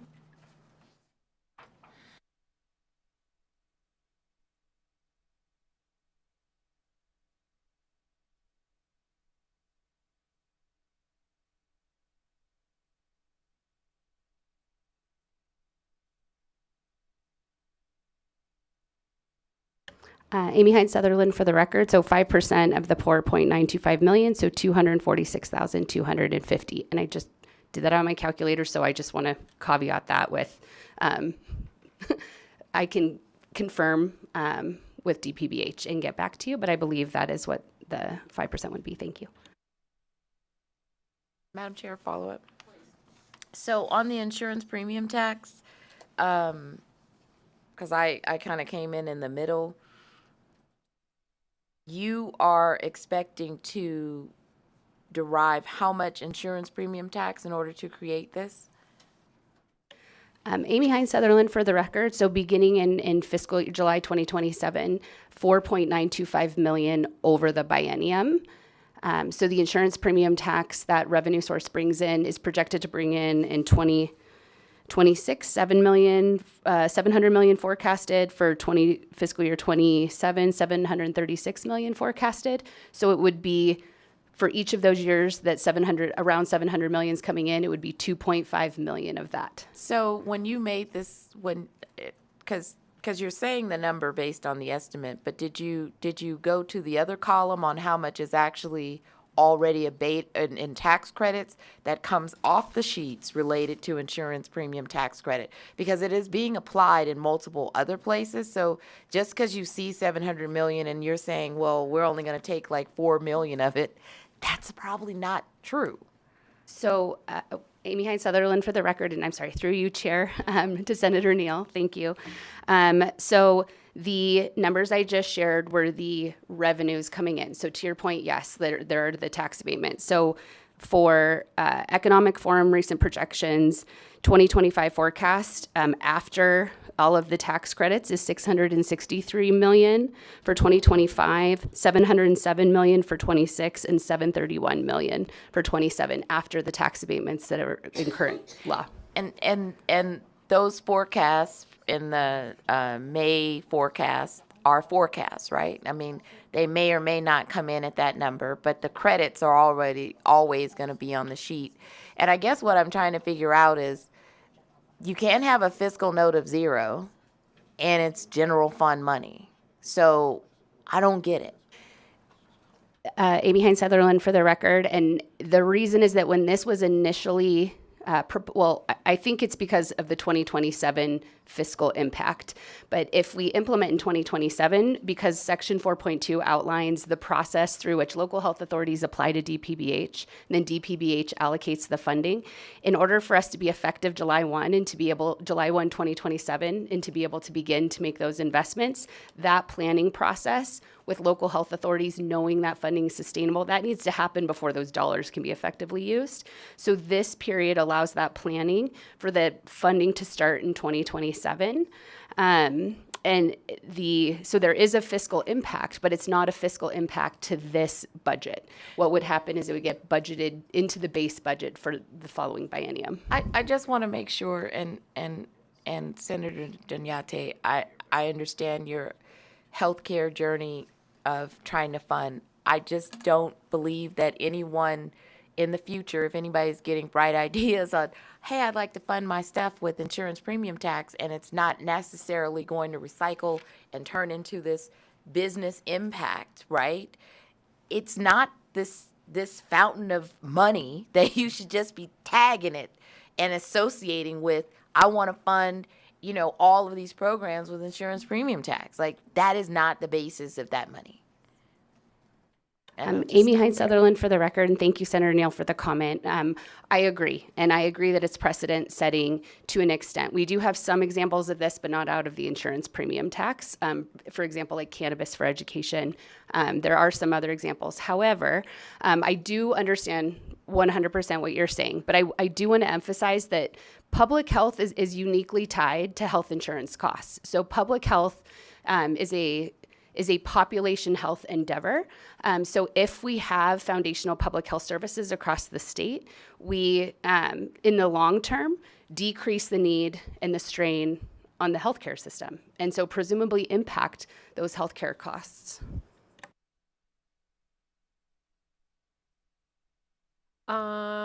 Is that it, Senator Neal? Okay, thank you very much. I'll go to Senator Canizaro. Thank you, Madam Chair. And you brought up an interesting point, and I want to make some differentials here because I know this is, I think we're all trying to get at the same point, which is the mechanism that you have come up with to fund this is functionally just taking money out of the general fund. It is not a new tax. You're not proposing a revenue increase. When we talk about cannabis for education, a part of that came through a voter initiative, right? In order to pass that on the ballot. So we have little control over that. So I would point that out as number one. Number two, additional monies that were then allocated came in the form of a 2/3 bill for revenue, new revenue, that then was directed towards education, right? So that is not what this is. This is coming in and saying that we would like to take a portion of current ongoing general fund revenues to siphon off and pay for something. For our purposes here on the fiscal committee, the idea that somehow this is a magic pot of money that exists that then is now going to be a new source of funding, this is unlike a new revenue bill that creates new revenue that is then directed to a specific purpose. I think if you were here with that, obviously, there are other considerations about bringing a 2/3 bill that creates revenue and whether or not that's something that would make it through a legislative process. But that is new revenue. The insurance premium tax dollars, much like sales tax, much like any revenue that we receive from gaming, much like any other revenue source that presents in the general fund, is ongoing revenue.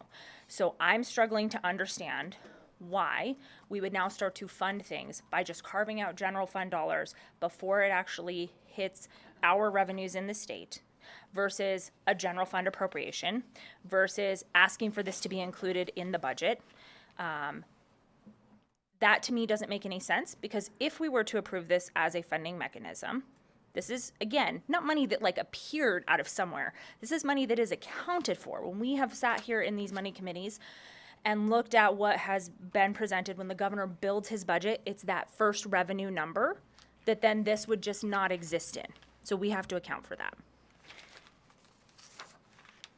Why is this not just before us as a general fund appropriation, which would allow you greater flexibility, which would allow for us to actually budget for that money?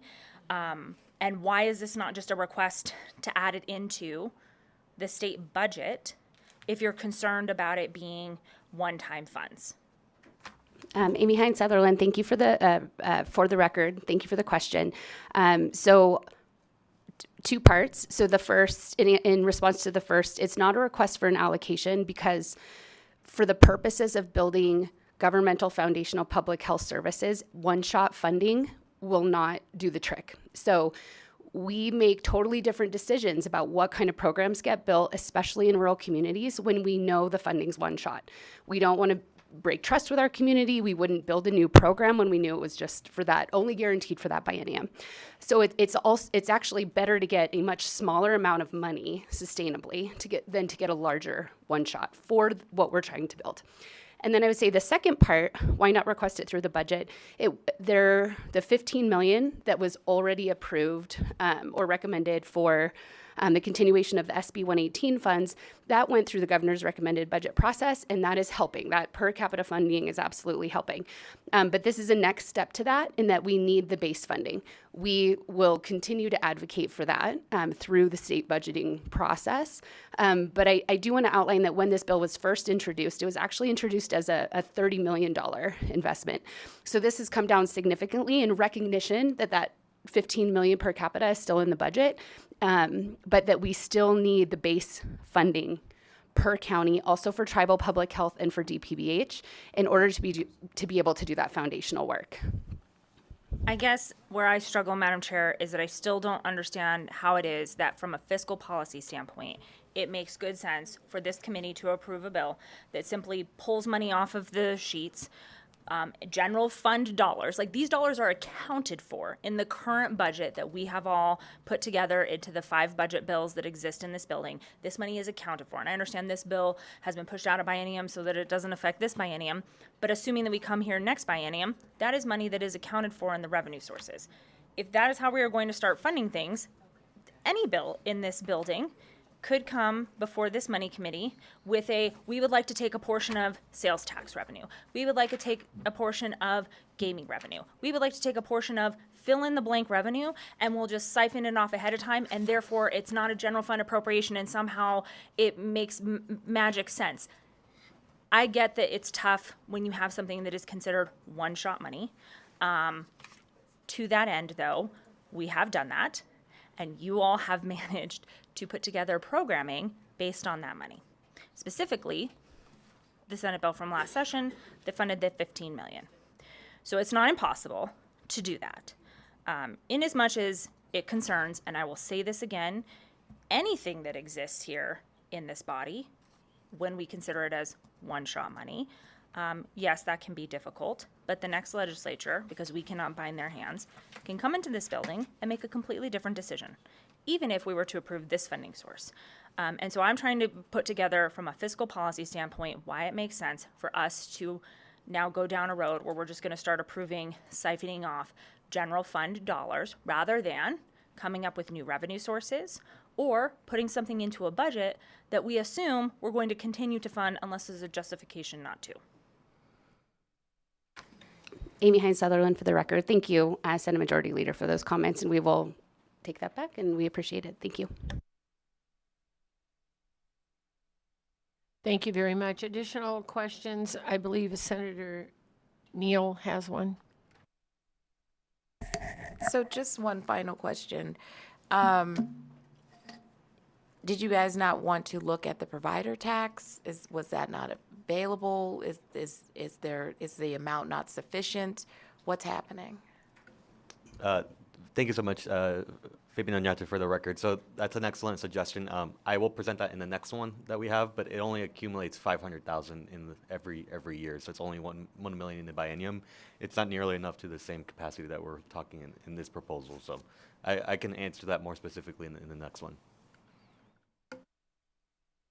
Any additional questions or comments?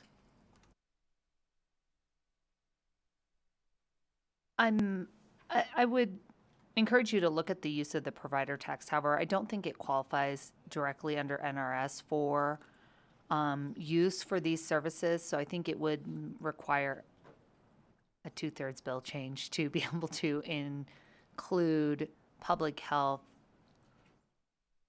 I mean, I understand that how when you neglect public health, it turns into a behavioral health problem, but I think that it wouldn't qualify. I see Ms. Weeks here, so. Madam Chair, if I just may answer before Ms. Weeks does. So Yes.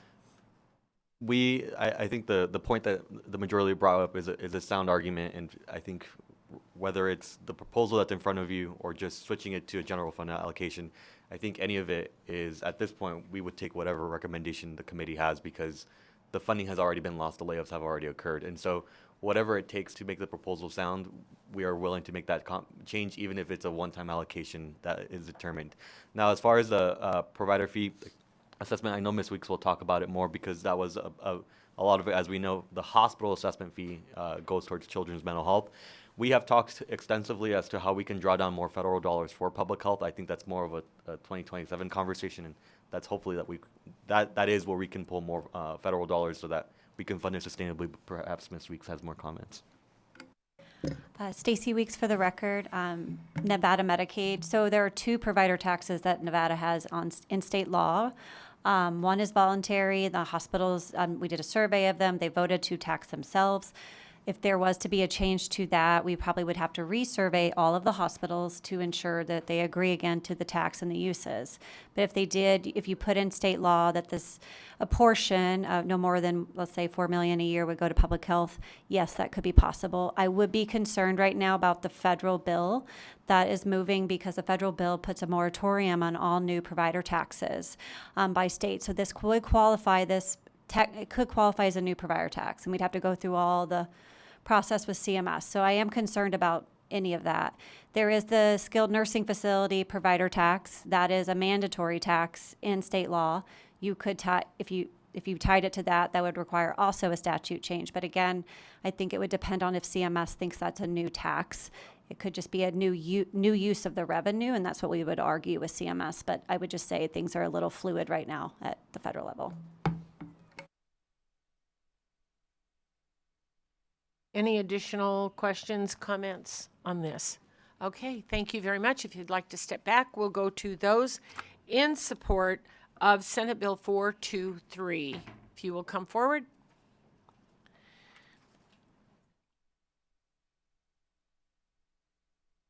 And please go ahead when you're ready.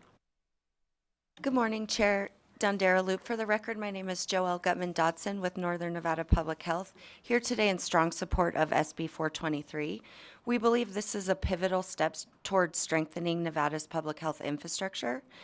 And we believe that this is like a fundamental principle that public health must operate universally to be effective anywhere. The absence of public health in any part of the state compromises the health and safety of all Nevadans. This framework ensures that all communities, regardless of size or location, have access to essential public health services. And by restricting the funds to those core foundational public health services, this bill promotes fiscal responsibility and directs resources where they're most needed. SB 423 is more than a funding initiative. It's an investment in the health, resilience, and future of Nevada. Thank you. Thank you, and please go ahead. Thank you, Chair Dondera Loop. For the record, my name is Cameron Gresh, representing Carson City. Carson City assisted, along with many communities and health entities throughout the state, in developing SB 423. We wholly support it and ask that you do as well. Thank you. Thank you, Madam Chair. Bradley Mayer, for the record, representing Southern Nevada Health District. So this effort was really a culmination of kind of a years-long effort to develop this sustainable funding source because so much of our public health efforts are federal grants. They go up, we build infrastructure, they go down, we have to tear it down. We are seeing this now, so we are trying to find unique ways in order to make this sustainable. And I think that what's important here is that this is a very long, thoughtful process that has gone on through the Interim Health Committee to try to develop equitable funding across the state so that every county, everybody has a baseline, because what happens in one county doesn't just stay there, it goes to another county around our state, and this sort of builds the foundation that the per capita come onto. And starting this in 2027 gives everybody time to wean off other grants and come in to the next. So I thank you for your time. Thank you very much. Go ahead, please. Thank you, Madam Chair, members of the committee. Allison Herzik, Director of Nevada Government Relations for Dignity Health St. Rose Dominican. We are in full support, and we thank you for hearing this bill today. Thank you, Chair and members of the committee. Blaine Osborne, Nevada Rural Hospital Partners, here in support. Thank you, Chair. Leah Cartwright, LEA, CART-WRIGHT, here today on behalf of the Nevada Public Health Association. Ditto all of the comments from my colleagues and looking forward to conversations in the interim on raising revenue to support public health. Thank you. Michael Flores on behalf of the University of Nevada, Reno, and our School of Public Health, here in support. Leonardo Benavides with UNLV and our School of Public Health, also here in support today. Thank you. Good morning. Angie Wilson for the record. I am the director for the Reno Sparks Tribal Health Center. I would say that Senate Bill 423 also provides the tribes with greater collaboration in a situation where we don't have any funding for public health infrastructure at all. And in fact, while I understand, the issues at the federal level are fluid right now, which is very true. One of the things that we're also getting hit with is 100% reduction in all preventative care that's being proposed in the president's budget request that would diminish those services in our tribal communities. So I would just say that the Reno Sparks Indian Colony fully supports this effort of Senate Bill 423. Thank you.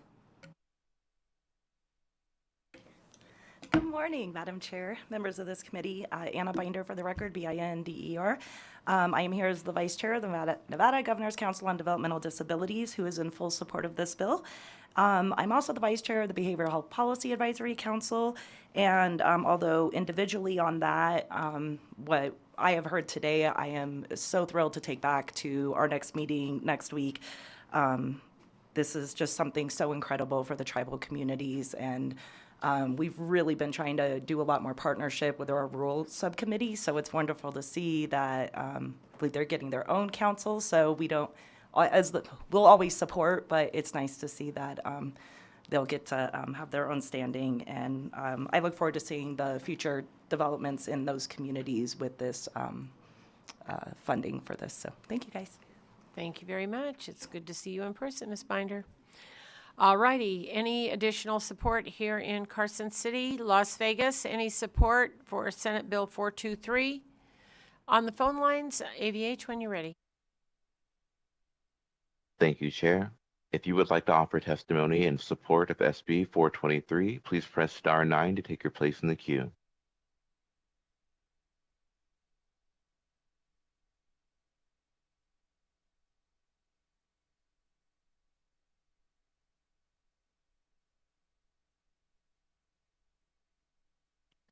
Caller with the last 3 digits, 828, you are unmuted on our end. You may begin. Hello, Madam Chairman, members of the committee. This is Dr. Bruce Fong with the Nevada Osteopathic Medical Association. Also, again, echoing our support of this bill. Thank you.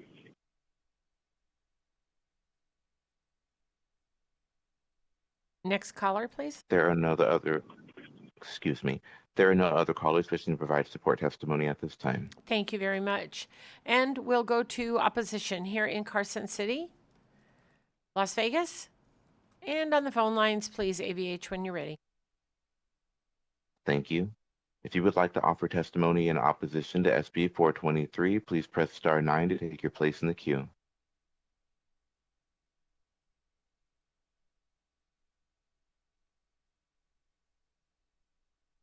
There are no callers wishing to provide opposition testimony at this time. Thank you very much. And we'll go to neutral here in Carson City, in Las Vegas, and got to pay attention in this class. Madam Chair and members of the committee, Sarah Adler, again, Silver State Government Relations, representing Pyramid Lake Paiute Tribe and Duck Valley Shoshone Paiute Tribe. So clearly this bill is very important. I've spent most of my career in rural and tribal Nevada, surrounded by amazing elected and appointed and volunteer officials working on health and public health. However, as structured, this bill is clearly not viable, but I offer for your consideration the $300,000 that is included in SB 423 that would actually stand up the Tribal Health Authority that is the subject of SB 312. Perhaps SB 312 could be amended to provide the support for the Tribal Health Authority that is contained in this bill. Thank you very much. Thank you very much. And with that, Las Vegas, neutral. And on the phone lines, AVH, when you're ready. Thank you, Chair. If you would like to testify in the neutral position for SB 423, please press star 9 to take your place in the queue.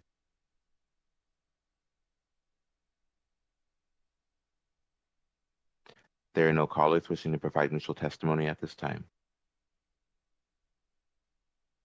Thank you very much.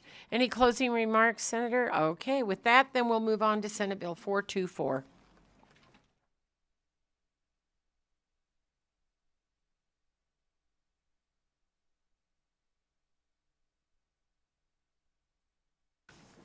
Thank you, Madam Chair, members of the Senate Committee on Finance. Again, for the record, Fabian Dunyate, representing Senate District 10.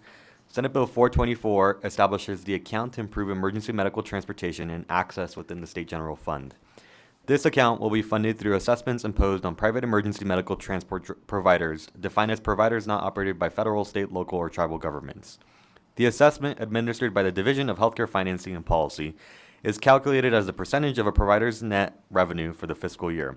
While the standard rate is capped at 5.5%, the division may adjust that percentage to ensure alignment with federal Medicaid matching funds or to reflect changes in reimbursement rates. As we mentioned in the Senate Committee of Health and Human Services, the purpose of this account is threefold. First, to provide enhanced Medicaid reimbursement rates to private EMS providers, and second, to modernize public health data infrastructure. Last but not least, the bill provisions also include a provision to support community outreach and public education on emergency medical services. It's important to note that the bill prioritizes reimbursement. At least 90% of the funds, along with the federal matching dollars, must go directly towards enhanced payments to providers. Only up to 10% of the annual assessment revenue can be used for infrastructure and outreach purposes. In addition to the assessments, the account is also funded through administrative penalties for non-payment.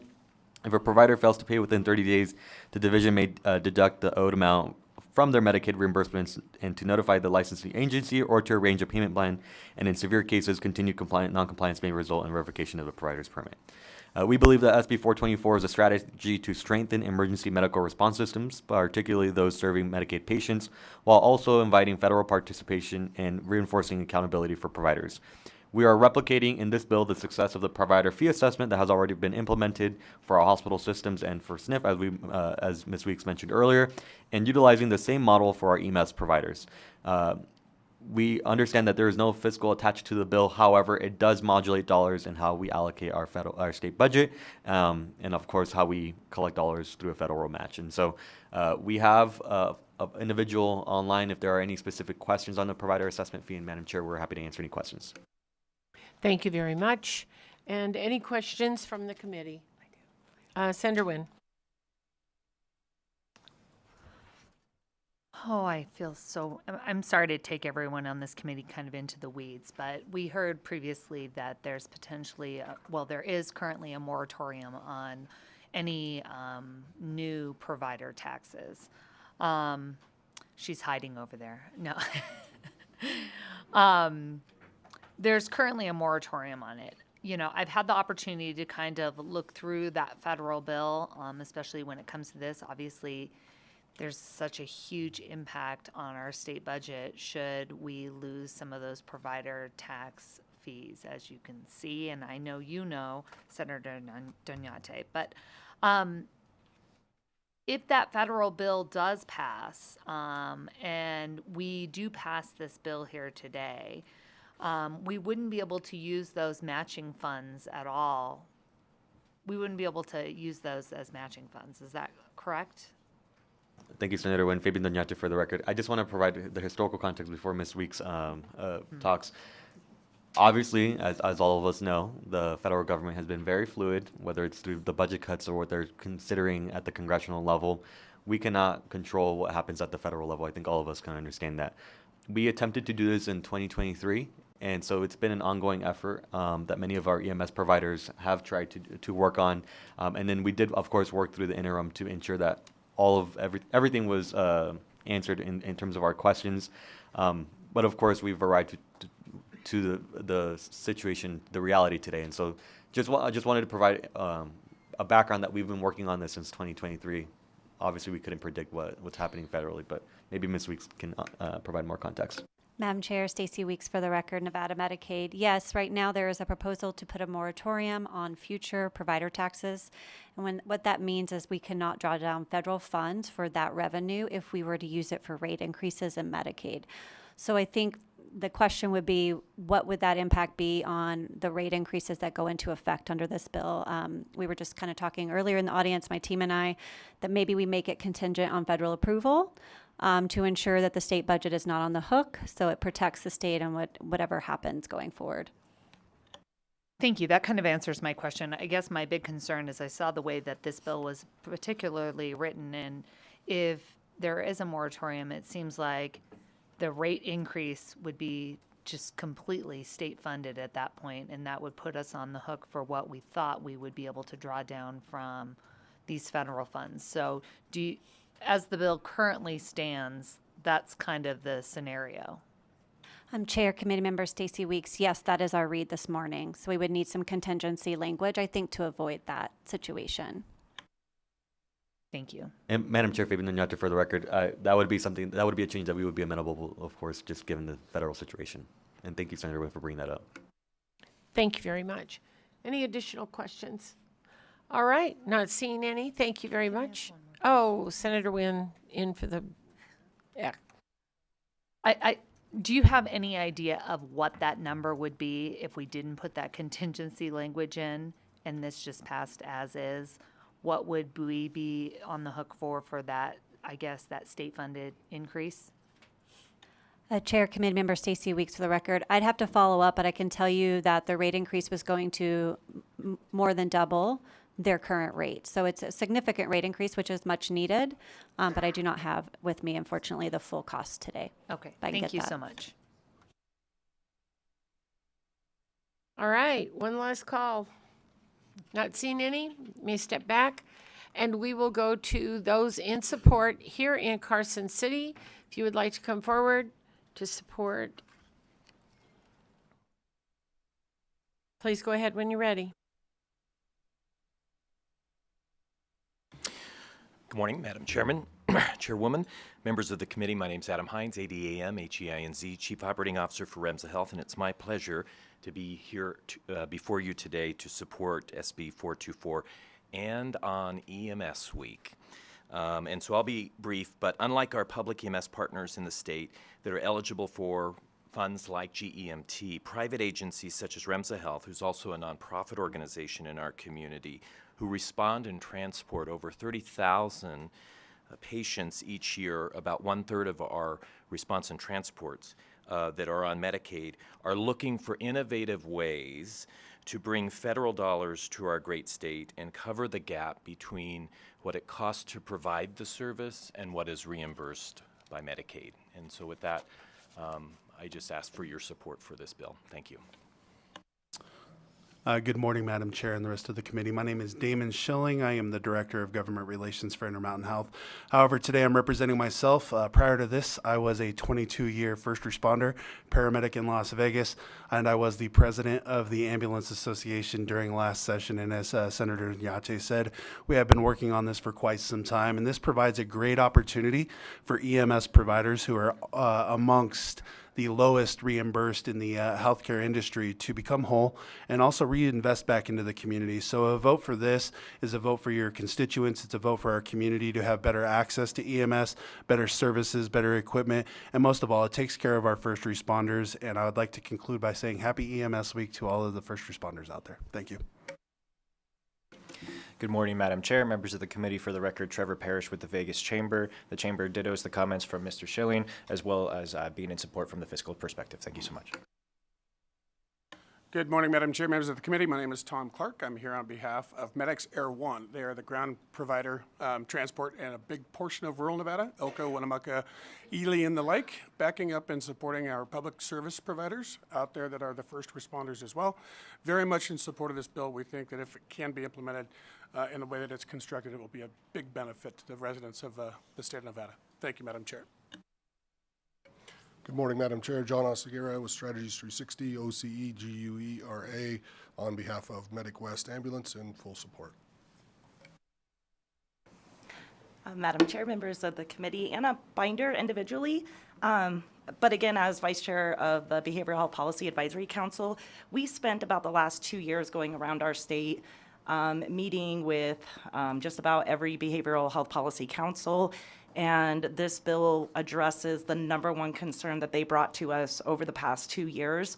And so I know that I really support this. And again, I would love to report back to this on our committee meeting next week, and do urge you to support it. Thank you.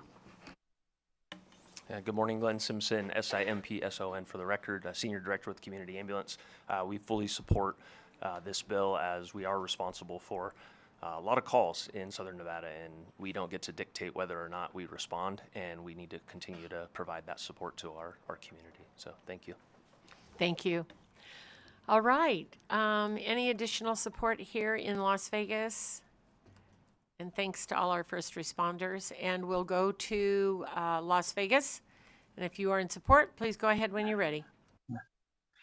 Good morning, Madam Chair, committee members. For the record, Gary Milliken, that's Milliken, representing American Medical Response, in support of this bill for additional funds for ground ambulances. Thank you.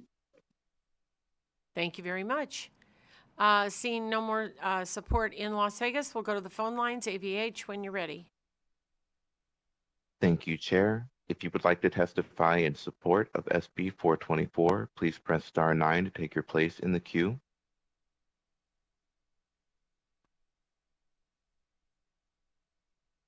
Ms. Duh, you may proceed. Thank you. Madam Chair, committee members, Felicia Z, last name spelled S like Sam, Z like zebra, E like Edward, of Athene Law on behalf of the Nevada Ambulance Association. I just wanted to respond to some of the questions that had come up from the committee. Number one, the way, and we will work further, we have worked very closely with Ms. Weeks and the Medicaid agency to develop this proposal. The way the proposal was intended to be drafted was that there would be no assessments collected unless there was federal approval. And the only way that there would be add-on payments that were paid from the Medicaid program was if there were monies that were collected in order to fund that. We will work together with DHCFP to make sure that that is more clear in the language if it was not. Secondly, with respect to the current proposal in section 44132 of the big beautiful bill that is working its way through Congress, there would be an exception for taxes for which legislation providing for the imposition of such tax were enacted or adopted prior to the date of the enactment of the congressional budget bill. So that is one of the reasons why it is so important that we ask that the committee consider this bill at this time, because the timing of the passage of this bill is very important. Thank you. And thank you. Any additional callers, ABH? If you have recently joined us and would like to provide testimony in support for SB 424, please press star 9 to take your place in the queue.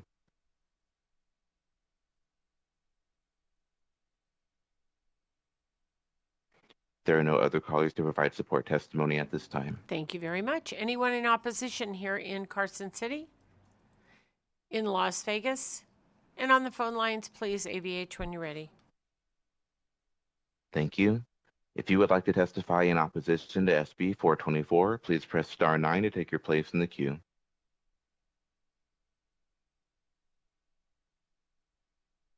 There are no other callers wishing to provide opposition testimony at this time. Thank you very much. And we'll go to neutral here in Carson City, in Las Vegas, and on the phone lines, please, AVH, when you're ready.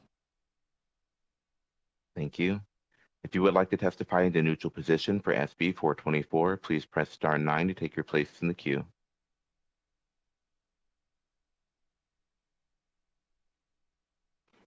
There are no callers wishing to testify in the neutral position at this time. Thank you very much. All right, any closing remarks? Okay, with that, we will close the hearing on Senate Bill 424, and we'll open the hearing on Senate Bill 425.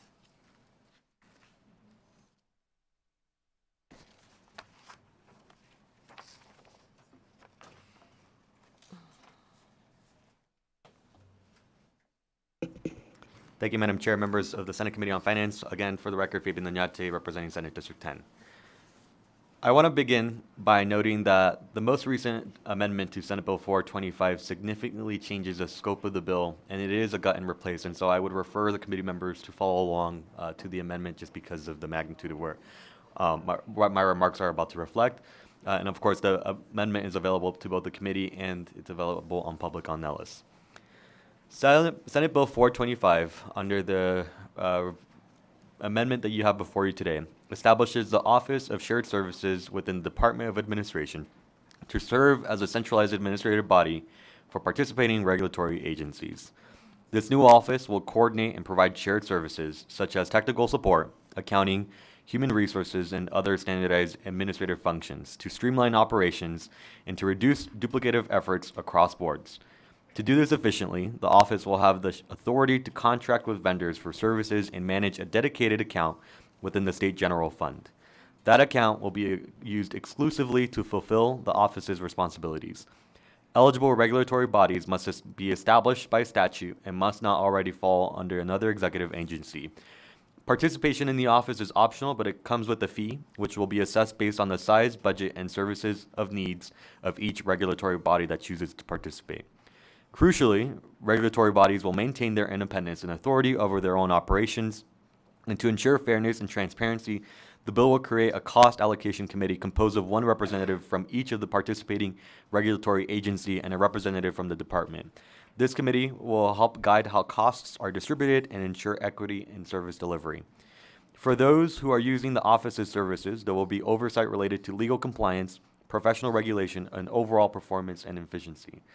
While there is a cost associated with using these shared services, we believe that they will be ultimately offer a more cost-effective and consistent approach to administrative support services across the state.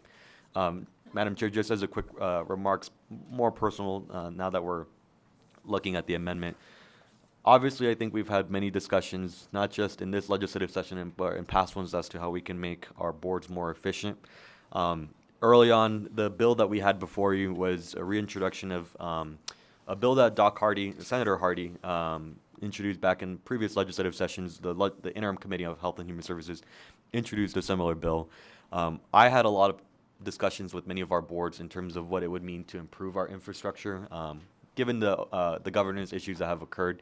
And this was a proposal that came from them. I think we've worked back and forth over the last 3 months onto what it would mean to ensure that our boards come into compliance. And we believe that this proposal is sound because it allows them to use their own revenue dollars to enter into contracts together, not just saving their licensees from paying increased fees, but also allowing them to go and bargain for bigger contracts that saves all of us state dollars. And so we're happy to answer any questions. Of course, this is a gut and replace, and so we understand the complexity, and we're happy to walk the members through it.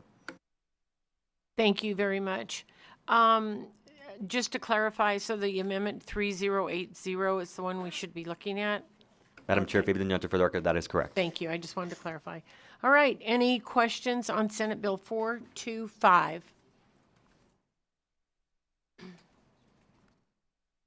No questions, Senator Neal? Okay.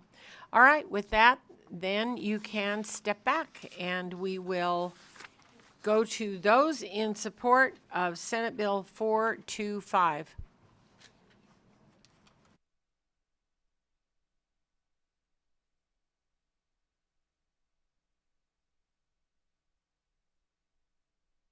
And please go ahead when you're ready. Thank you, Vicki Erickson, for the record, Erickson. Thank you, Chair and Committee. And I want to thank Senator Deniate for this opportunity and for the offer of these shared services. I am the Executive Director of the Board of Examiners for Social Workers, and we strongly support this bill. Thank you. Thank you, Madam Chair. Alexis Motorex with the Nevada Chapter Associated General Contractors, and we are here in support of the bill. Thank you. Good morning. This is Agata Garonsky, GAWR-ONSKI, and I'm the Executive Director of the Board of Examiners for Alcohol, Drug, and Gambling Counselors. And I'm here to show our strong support as a board for SB 425. Thank you. Good morning. I'm Wendy Knorr, Knorr. I'm the Executive Director of the Nevada Applied Behavior Analysis Board. I'm here representing them with our full support of this board. I think it really going back to 431, which was approved last legislative session, this really does fill the concept, I think, that was proposed and approved at that last session. It's cooperative, it's efficiency-driven, and I think it's a much more collaborative effort, and we are fully in support of it. Good morning, Chair, members of the committee. Daniel Judici, GIU-DICI, on behalf of the Nevada Board of Dispensing Opticians. We are in full support of SB 425 and thank Senator Deniate for his collaborative efforts.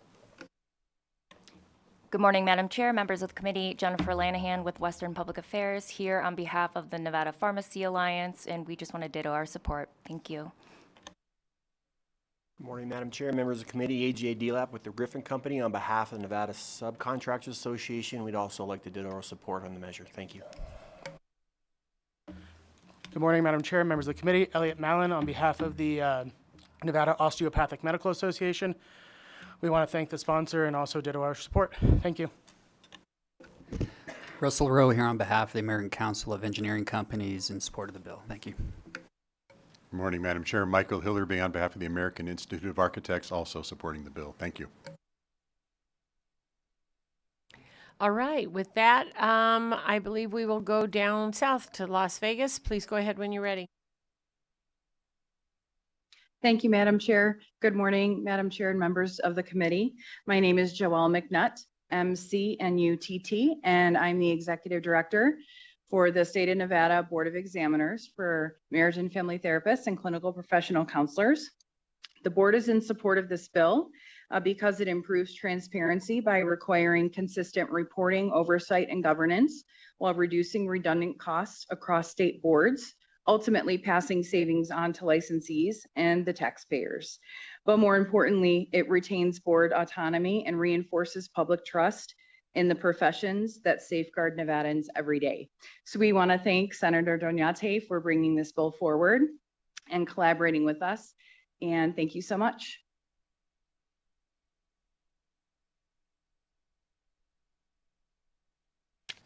Additional callers, AVH? Thank you. If you would like to testify in support of SB 425, please press star 9 to take your place in the queue.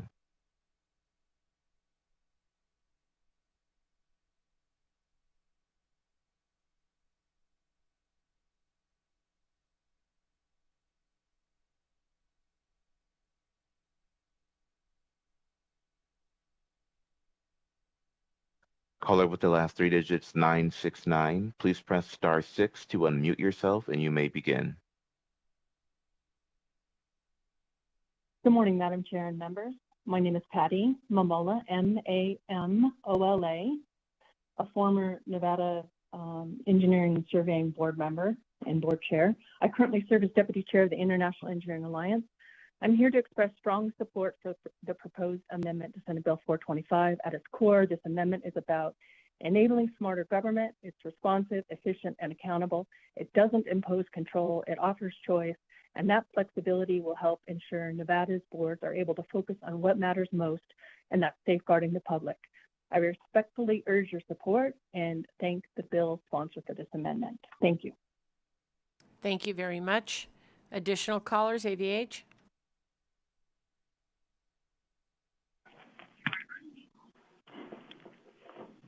Good morning, Madam Chair and other members of the committee. I am Dr. Teresa Hubka, H-U-B-K-A, and I am an osteopathic physician who practices obstetrics and gynecology. And I currently serve as the president of the American Osteopathic Association. And, I wanted to definitely say that this bill, Senate Bill 425, we are very excited that this has been formulated, and we believe this proposal offers a fiscally sound bipartisan pathway forward. It improves transparency by requiring consistent reporting, oversight, and governance while reducing redundant costs across Senate boards, ultimately passing savings on to the licensees and taxpayers. And most importantly, it retains board autonomy and reinforces public trust in the professions that safeguard Nevadans every day. So again, the American Osteopathic Association strongly supports adopting Senate Bill 425 as amended, and we thank you for your time. Thank you very much. Any additional callers? There are no other callers wishing to provide support testimony at this time. Thank you very much. We'll go to opposition here in Carson City.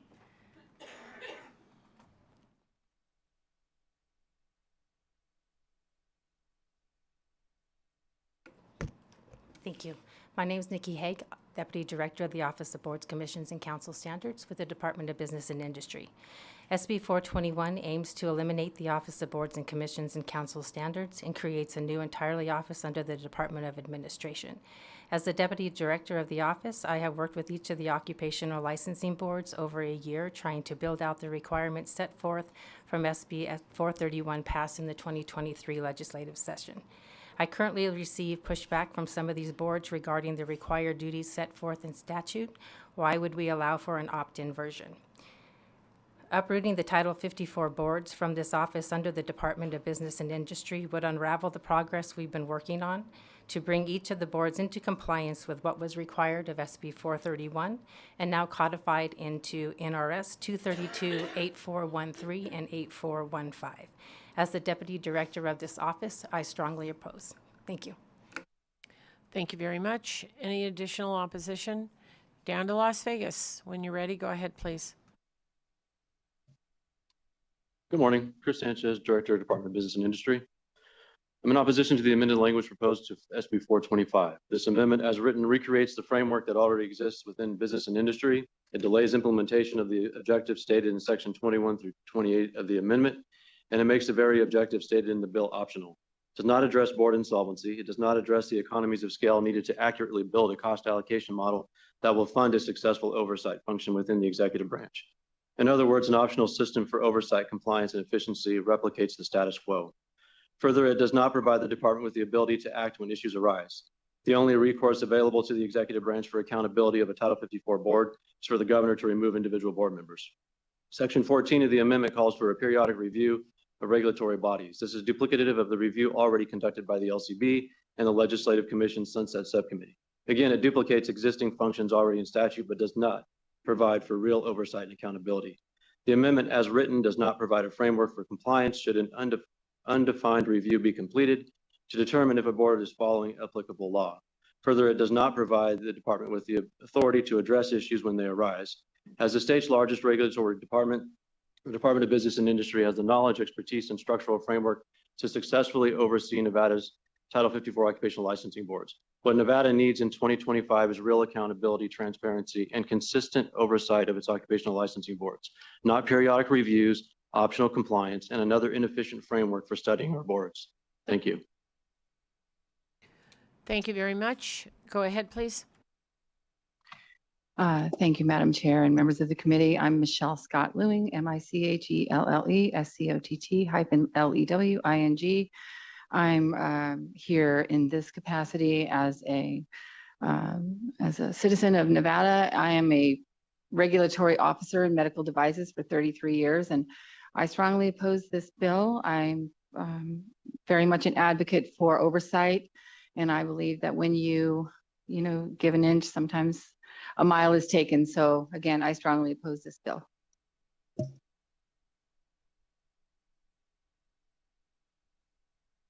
Thank you very much.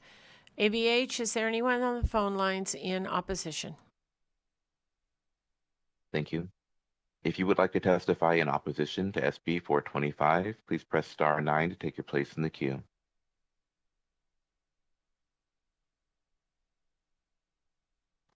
There are no callers wishing to provide opposition testimony at this time. Thank you very much. We'll go to neutral here in Carson City, in Las Vegas, and on the phone lines, AVH, when you're ready. If you would like to provide neutral testimony for SB 425, please press star 9 to take your place in the queue.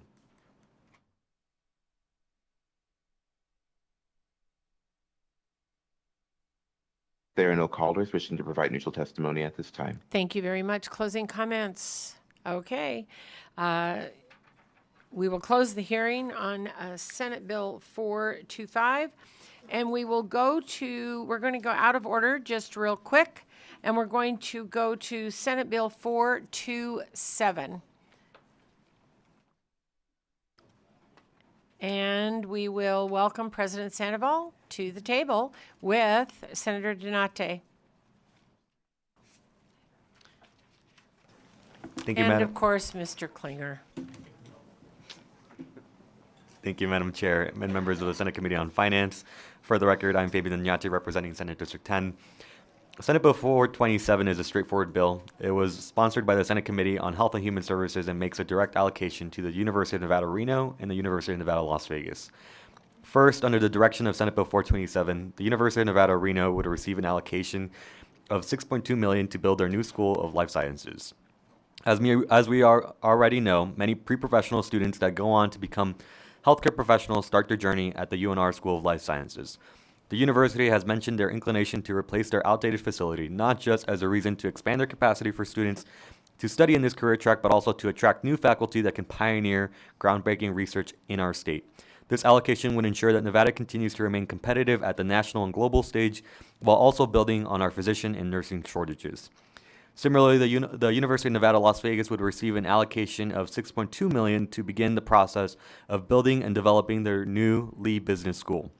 On December 6, 2023, all of us can remember the moment when we received the news of the campus shooting at UNLV. This was a senseless tragedy that occurred in our state, and we will never forget the memory of the faculty we lost that day. While we cannot change the trajectory of this tragedy, we can take action to rectify it. There are still moments of trauma that many of our faculty and students are reminded of when they see the Lee Business School. This allocation sets forth our ability to continue our healing as a community and to relocate the staff members assigned to this building. Madam Chair, just one final note. This is more personal, not related to this bill. I know that the scheduling of these bills today did not happen by coincidence, and I just wanted to take a moment to share my gratitude and sincerity to you, to our majority leader, and to the fiscal staff for helping us even reach this moment. It means a lot to all of us behind the scenes, and I'm forever grateful. So thank you so much, and that concludes. I know President Sandoval wanted to make a few Please, go ahead, sir. Good morning, Madam Chair, Madam Vice Chair, members of the committee. For the record, Brian Sandoval, President of the University of Nevada. First and foremost, thank you for taking us out of order, and thank you for scheduling this hearing today, and thank you, Senator Donate, for sponsoring this bill. I'll just briefly say this is a building, our current building, the Fleshman Ag building, is 70 years old, and as I like to say, some of our students' grandparents took classes there, and if we're going to be able to compete and provide a modern workforce for a modern state, we need a modern building with classroom and labs to match. So we have been seeking funding. I believe this is our fourth session, and unfortunately, the cost of that building has doubled during that moment in time. So this is a great opportunity to really capture, for us to be able to construct or begin the planning and design of a new building that will really serve Nevadans for decades to come. So with that, Madam Chair, thank you very much for the opportunity to testify.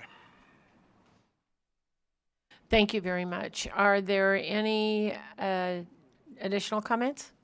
Any questions from the committee? Senator Canizaro. Thank you, Madam Chair, and thank you for being here today. Obviously, you know, I think investing in our higher education institutions is always a legitimate and good use of our state dollars, and we can continue to provide an education to kids, which I am a big fan of. I just had a couple of questions about this, and I am very familiar with Fleischmann Ag, having given many tours at the university when I was a student there to prospective students, and walking past that very old building and some of the folklore that I think surrounds it, because it is such an old building, and also having to sort of traipse over there for laboratory classes, and that was quite some time ago. Not quite 70 years ago, but a while back. So these dollars that are in here, there's some appropriated to UNLV and then also to UNR, the $6.2 million. What would that money be able to do with respect to the life sciences building? And then is there any other pieces of that this committee should be aware of in terms of investment or other dollars for that specific project? Okay. Thank you, Madam Chair, to you and through you to the Majority Leader, Senator Canizaro. For the record, Brian Sandoval. We are seeking in this bill $6.2 million for planning and design money. We have the matching money to be able to do that. If there happen to be any extra money for construction, we also would be able to accomplish that as well with matching money, because we really would like to avoid the construction inflation and the accelerating or escalating costs for that building. And you alluded to it, Majority Leader.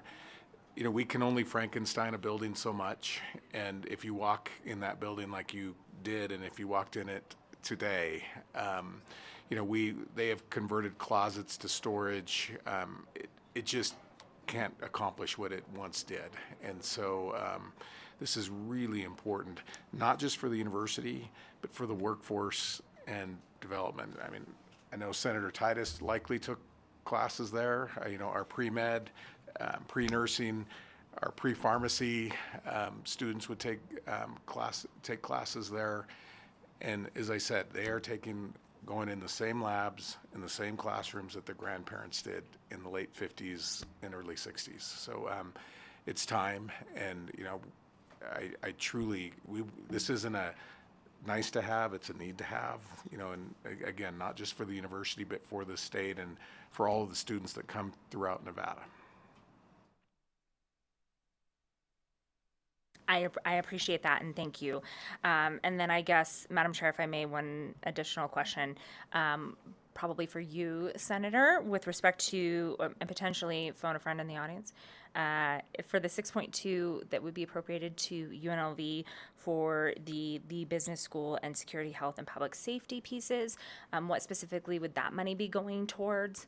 And are there likewise any other pieces that you think it would be important for this committee to know with respect to that? And obviously, I know we've got some folks from UNLV in the audience, and I think somebody down south, and certainly want to extend my condolences.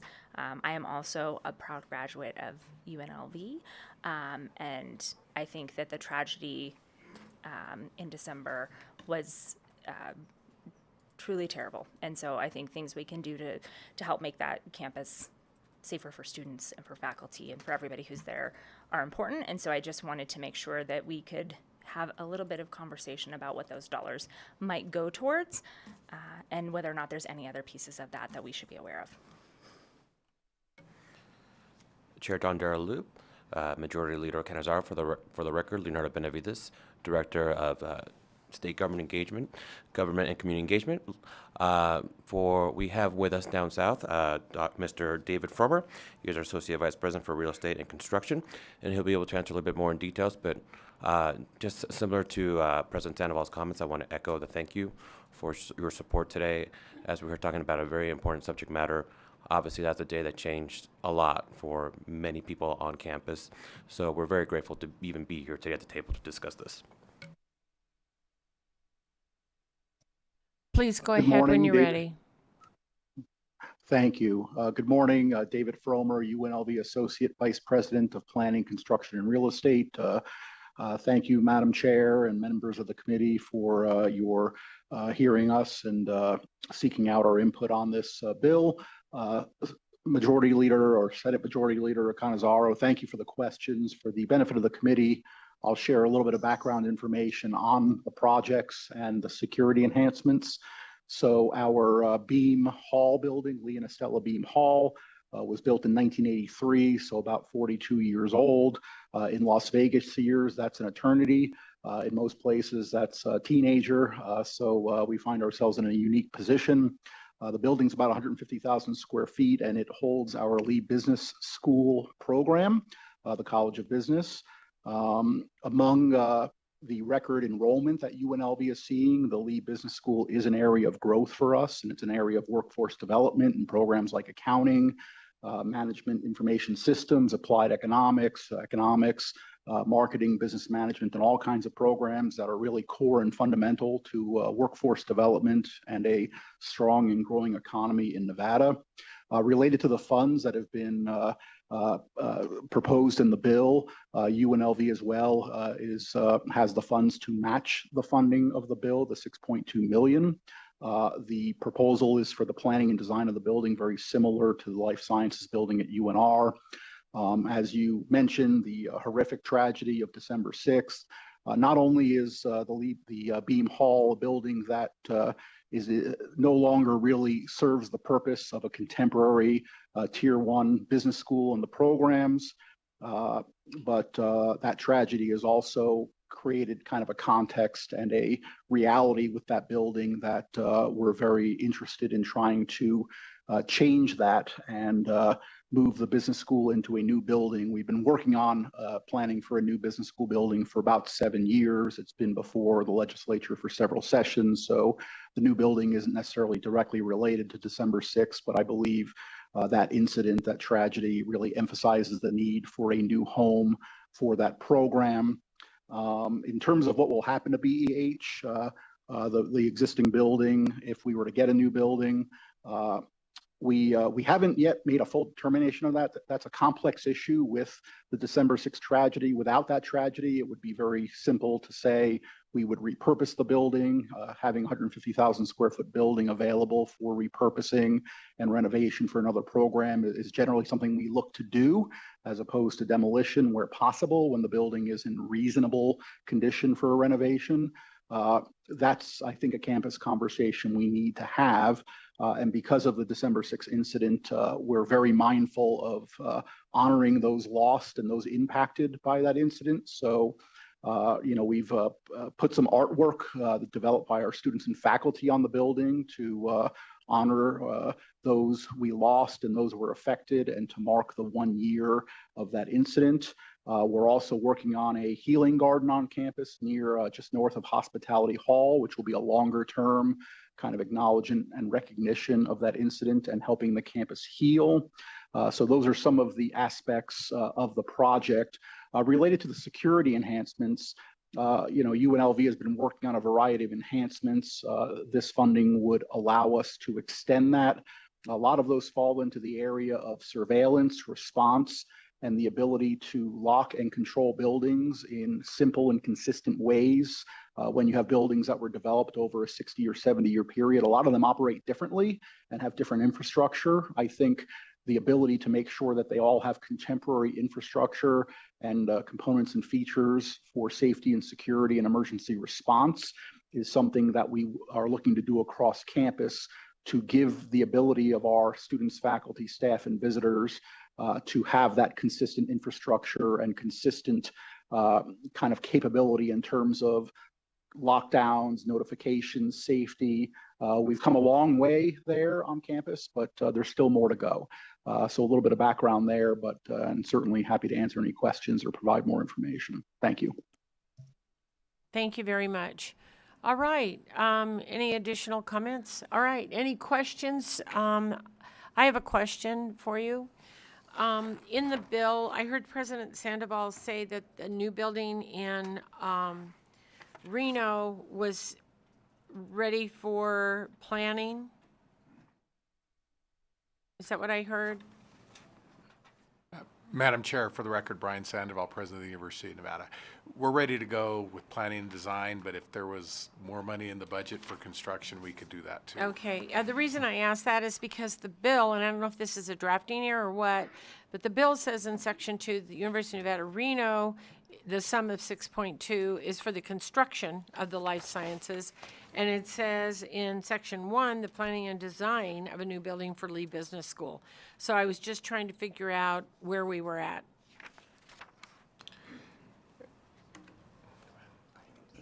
Thank you so much, Madam Chair, Fabian Denyate, for the record. We can tweak that if necessary post-hearing, if that's Yeah, a I had heard the president say one thing and I saw another, so I was just clarifying. All right, thank you very much. If you'd like to step back. Oh, I'm sorry, wait a minute. Does Senator, okay, Senator Taylor. Thank you, Madam Chair. Thank you, Senator. Ms. President, always good to see you. Just a quick question in that same vein. At UNLV, I may have missed it. Is it planning dollars or construction dollars for the business building? Yes, thank you. David Fromm for the record. Thank you, Senator Taylor, for the question. So this is planning and design funds that UNLV would match. As President Sandoval had said, if there were funds available to support construction, we would be very happy to work with the legislature on extending this, but this bill is specifically for planning and design only. Thank you. Thank you. Thank you, Madam Chair. Thank you very much. All right, any additional questions from the committee? Seeing none, thank you very much. You can step back. And with that, I'll call those in support to the table here in Carson City.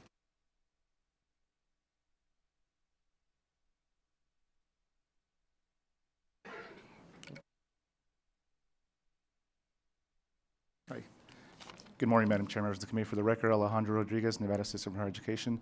And she's in strong support of this legislation. We'd like to thank Senator Denyate and legislative leadership for bringing this forward.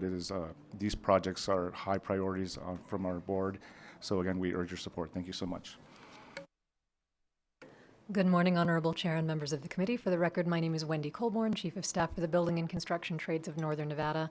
Over the past several years, we've developed an excellent working relationship with University of Nevada, and we do actually have a PLA on a project up in the north, and we look forward to continue working with them on this project as well. Thank you. Chair, members of the committee, for the record, my name is Doug Busselman. I'm the Executive Vice President for the Nevada Farm Bureau. We are very supportive of SB 427.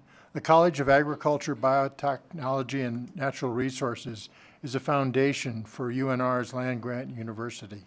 We strongly believe that the facilities for Cabner are essential and warrant necessary upgrades. We also believe that through this, we will be able to enhance the agricultural workforce development programs that we need to build Nevada, and we urge your support. Thank you. Good morning. Carla Hernandez, K-A-R-L-A-H-E-R-N-A-N-D-Z. I'm a proud three-time alumni of the University of Nevada, Reno, and I have the honor of serving as the director of the biotechnology program at UNR and as a teaching professor of biochemistry and molecular biology in Cabner. I have the honor of teaching in a wonderful building, Mackey Science, with the rich history of our campus. This building was built in 1930. Our program has seen substantial growth in the recent years. Specifically, we've had more than 300% increase in enrollment in the Masters in Biotechnology, and we anticipate seeing further growth in this program as we're attracting rural students, students from Southern Nevada, students from internationally. We are one of the top 3 programs that is most sought after internationally at the university. With that comes a lot of challenges because we don't have lab space to teach our students that then go into the workforce, which includes establishing biotechnology companies nationwide. They go on to work at the USDA, NASA.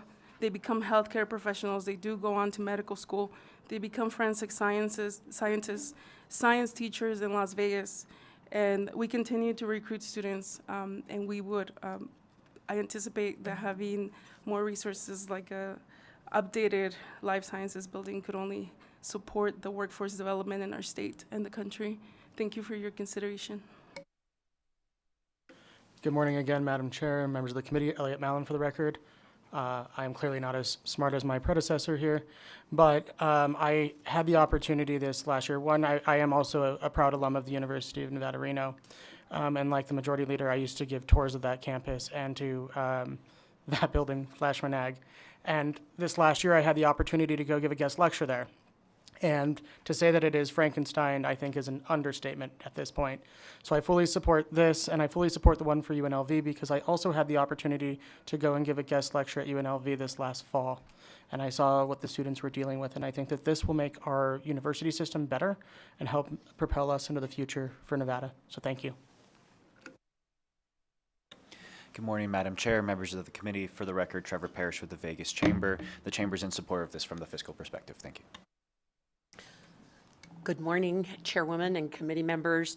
My name is Chris Bossy, Chief Government Relations Officer for Renown Health.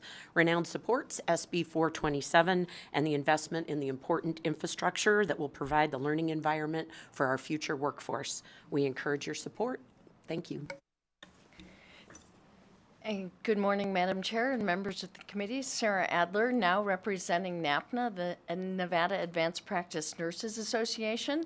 And NAPNA hopes to recruit students from all over Nevada to the Orvis School of Nursing on their way to becoming APRNs, and the Life Sciences building at UNR will be a first stop. We would love for it to be a magnet for our students in Nevada. We support this bill. Thank you very much.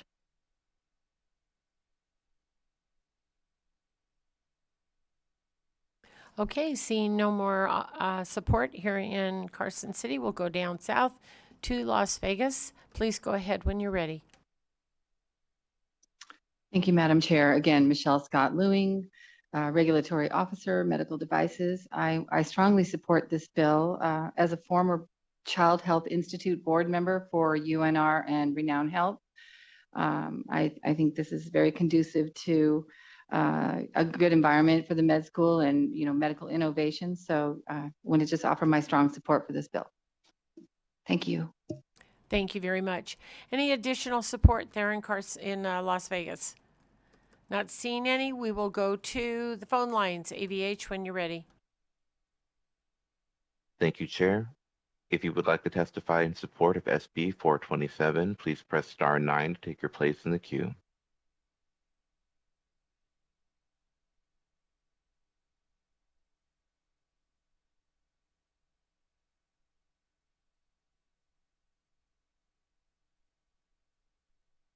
Hi, this is Peter Guzman, President of the Latin Chamber of Commerce, here to support Senate Bill 427, which allocates important funding to UNLV and UNR.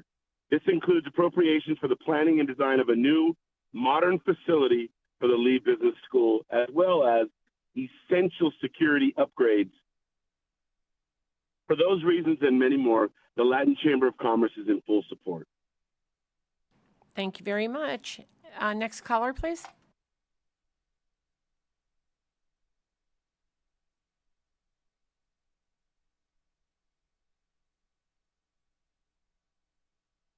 Calling with the last three digits, 010. You are unmuted on our end. Please make sure you are not muted on yours, and you may begin. All right, thank you, Chair and members of the committee. Thanks today for hearing SB 427. My name is Jake Tibbetts, that's spelled Tibbitts, and I'm the Natural Resources Manager for Eureka County, speaking on behalf of Eureka County. Eureka County asks for your support of SB 427, especially the appropriation for the Life Sciences building. This building would house the College of Agriculture, Biotechnology, and Natural Resources, or CABNR. The current decades-old building is in great need of replacement. Eureka County's socioeconomic drivers, like much of rural Nevada, are heavily reliant on the agricultural and natural resource research, extension and outreach, and education programs and services coming from CABNR, meeting their land grant mission. These imperative programs and services would be greatly enhanced and leveraged with an equipped building to match this mission. Thank you for your consideration today, and thank you for all you do for all of Nevadans. Thank you very much. Next caller, please.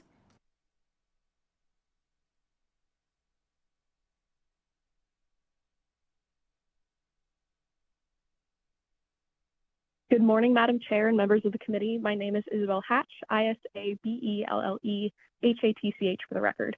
I'm an undergraduate student at the University of Nevada, Reno, and the Assistant Director of Government Affairs for the Associate Students of the University of Nevada. Thank you for the opportunity to provide strong support for SB 247 today. We are excited to see this bill hearing taking place. Since 1898, the Associate Students of the University of Nevada has shown unwavering dedication to advocating for the highest value of education the university can provide. SB 247, with its appropriations to a new life sciences building, will positively affect all students at UNR, and the association is glad to support it. As a Research One university, access to innovative resources will bolster student and staff proposals, furthering the purpose of the university. Per ASUN's Issues and Priorities Needs Assessment, 19% of students rank research opportunities as a leading concern for career development. New building and resources for students benefiting from life science embrace these concerns. Students at the University of Nevada have long called for a new life sciences building, and it is of the utmost importance to the Associate Students of the University of Nevada to advocate for this initiative. Thank you again for the opportunity to provide strong support for SB 247 on behalf of the Associate Students in the University of Nevada. Thank you very much. Next caller, please.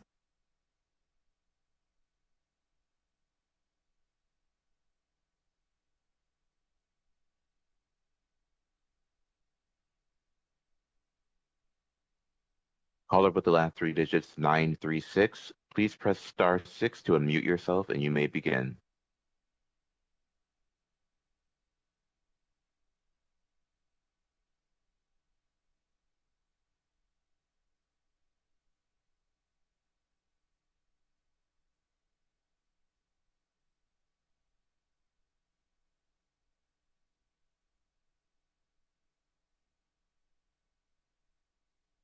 Hello, my name is Gabriella Dietrich, Gabriella Dietrich, Detrick, the current Chief of Staff of the Associated Students of the University of Nevada. I'm reading this message as proxy for the current president of ASUN, Carmina Onkelbot. Good morning, members of the Committee on Finance. My name is Carmina Onkelbot, and I serve as the student body president at the University of Nevada.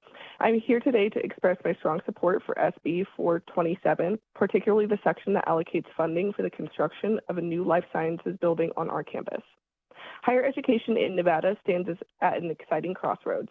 This allocation will support higher education in multiple ways. Most directly, it will fund critical infrastructure that allows our programs to grow. A new life sciences building will attract both current and prospective students by offering cutting-edge research facilities and hands-on learning environments. With this investment, we can broaden the scope of our programs, especially those that serve pre-med and pre-nursing students, by offering access to state-of-the-art resources in laboratories that reflect the standards of modern health and science education. In closing, I respectfully urge your support for this funding because while it might look like just a building, it is in fact an investment in Nevada students, in our workforce, and in the long-term strength of our higher education system. Thank you. Thank you very much. Any additional callers?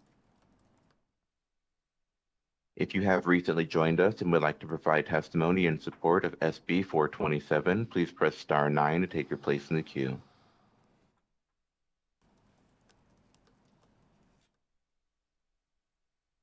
There are no other callers wishing to provide support testimony at this time.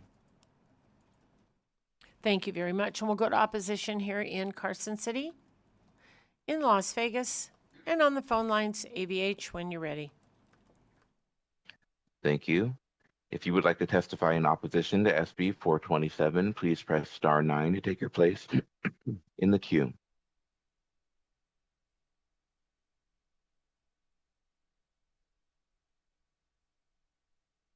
There are no callers wishing to provide opposition testimony at this time. Thank you very much. And those in neutral here in Carson City, in Las Vegas, and on the phone lines, please. If you would like to testify in the neutral position for SB 427, please press star 9 to take your place in the queue.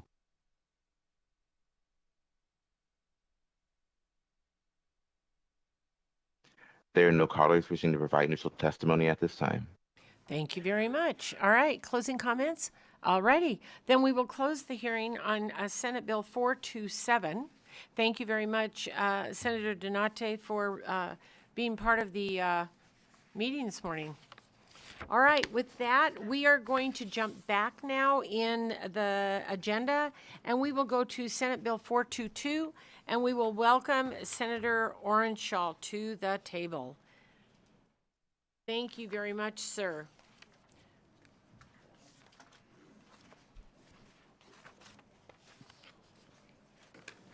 Good morning, Chair Dondero Loop, members of the Senate Finance Committee. For the record, my name is James Orenshaw. I represent State Senate District 21 down in Southern Nevada. I want to thank you for hearing Senate Bill 422 this morning. I am with me co-presenting Senate Bill 422 down in Las Vegas. I'm very fortunate to have Emily Prasad Zamora. She's Executive Director of Silver State Voices. With me to my right and left, the two gentlemen here, I've got Chief Deputy Secretary of State Mark Wolashin and Sean Sever from Nevada Department of Motor Vehicles. They're here to testify in neutral, but they were kind enough to come up with me to try to help answer any questions regarding their respective departments. Chair, the Senate Bill 422 has to do with registering to vote, either on Election Day or during the period of early voting, and trying to make sure that if you are a person who's qualified to vote and participate in that election, that obstacles are not going to stand in your way and prevent you from participating. Senate Bill 422 specifies certain requirements for proof of identity and residency for persons registering to vote during the early voting period or on Election Day. The Department of Motor Vehicles under this bill would be required to establish extended hours just prior to the election to accommodate persons obtaining a driver's license or an identification card. Chair, Senate Bill 422 is very similar to legislation last session, Senate Bill 443. And on Senate Bill 443, the fiscal note for that bill was considerably smaller by about $290,000 over the biennium. I did reach out to the Department of Motor Vehicles with my questions and concerns, and Mr. Sever and another representative of Department of Motor Vehicles were able to explain to me why it's substantially higher this session. So they've answered my questions regarding that fiscal note. With your permission, if I could turn it over to Ms. Prasad Zamora in Las Vegas, and then I'm happy to try to answer any questions. Thank you very much. And please go ahead when you're ready down in Las Vegas. Thank you so much, Chair Dondero Loop and committee members. For the record, my name is Emily Prasad Zamora, and that's spelled PERSAUD-ZAMORA. I'm the Executive Director of Silver State Voices, which is a nonpartisan civic engagement table centered to ensuring that all folks are at the cornerstone of democracy. We appreciate the ability to speak today and the ability to work with Senator Orenshaw and the Secretary of State's office and the DMV on this crucial bill. I know this is a money committee, so I will keep it short, but just wanted to get on the record that through our work on the ground with voters each and every day, we have seen many voters love to use same-day voter registration that was passed in Assembly Bill 345 in 2019 under Speaker Frierson. One of the biggest hurdles that we do see on the ground is that many voters do not realize that they have to have a current active Nevada ID in order to participate in same-day voter registration. And that is why we are pursuing this piece of legislation. We know that there's a little bit of a fiscal note on it, but we think that it's a small price to pay in order to ensure that every eligible Nevadan, no matter what their party is, and the statistics also do show that same-day voter registration is used on a pretty equal form between Republicans, nonpartisans, and Democrats. And I'll go ahead and yield my time. Thank you so much. Thank you very much. Go ahead, please. Well, thank you, Chair Dondero-Loop. I neglected to mention there is an amendment that should be on Nellis. If not, there are hard copies that's presented by the Secretary of State's office. I do consider that a friendly amendment, so I do hope the committee might consider it. I do not believe it affects any fiscal costs of the bill. Thank you very much. So this isn't the conceptual amendment that you gave us, changing the 13 to 18? James Orenshaw, Senate 21. Yes, Chair, that is the conceptual amendment. It's basically an email from Deputy Secretary of State Mark Voloshin. Okay. I just wanted to make sure we were talking about the same one. Thank you. Okay.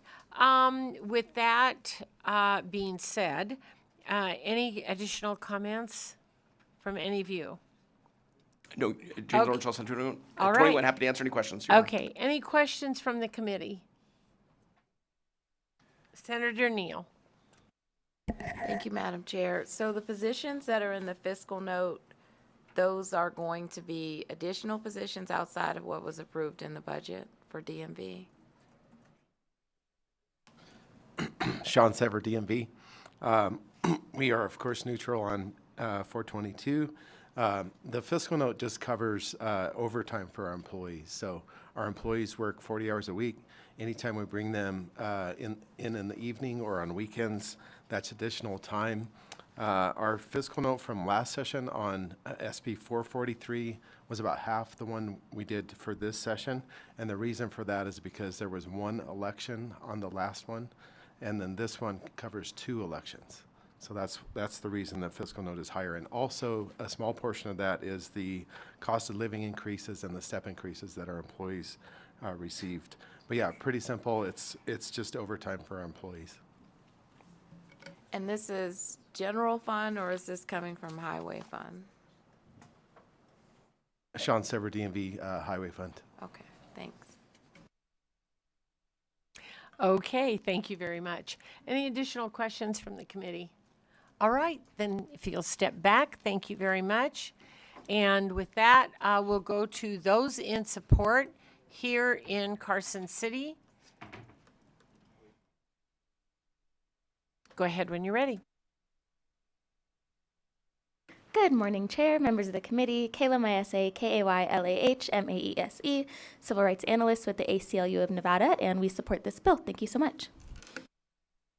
Hello, Esmeralda Vasquez, Esmeralda Vazquez with Strategies 360 today on behalf of Campaign Legal Center, and just wanted to say that we are in support of this bill. Thank you. All right, any additional support here in Carson City, in Las Vegas, and on the phone lines, AVH, when you're ready.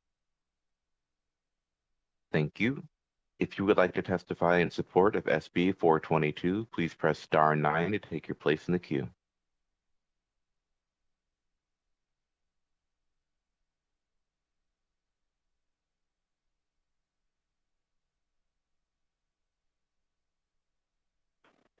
Hello, my name is Paulina, Paula-Luna, and I'm the Deputy Director of Battleborn Progress, calling in full support of this bill. Thank you so much.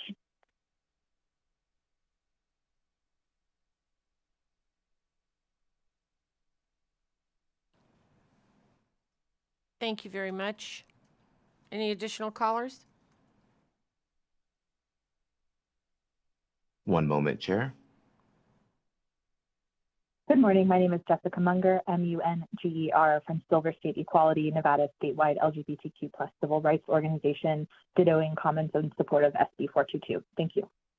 Thank you very much. Any additional callers, AVH, in support?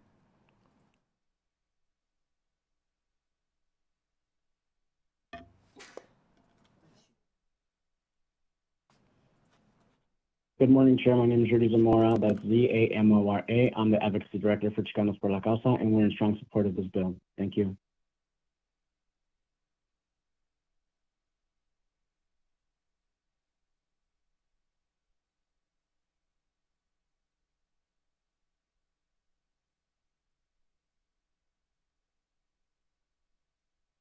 Good morning, Chair Dondera Loop and members of the committee. My name is William Moore, spelled William Moore, and I'm the Nevada Civic Engagement Director with Mi Familia en Acción and a proud member of the Let Nevadans Vote Coalition. We're here to support SB 422 because it would help ensure more potential voters are able to participate on Election Day. We believe this is a critical step that promotes fair and accessible opportunity for eligible community members to participate in our democracy. SB 422 is a well-rounded legislation that emphasizes fully utilizing our resources for our community and a proactive approach to help remove unnecessary barriers for voters. Thank you to the committee for sponsoring this bill. It is time to restore our democratic process and ensure that every eligible voter has an equal opportunity. We urge the committee to support SB 422. Thank you.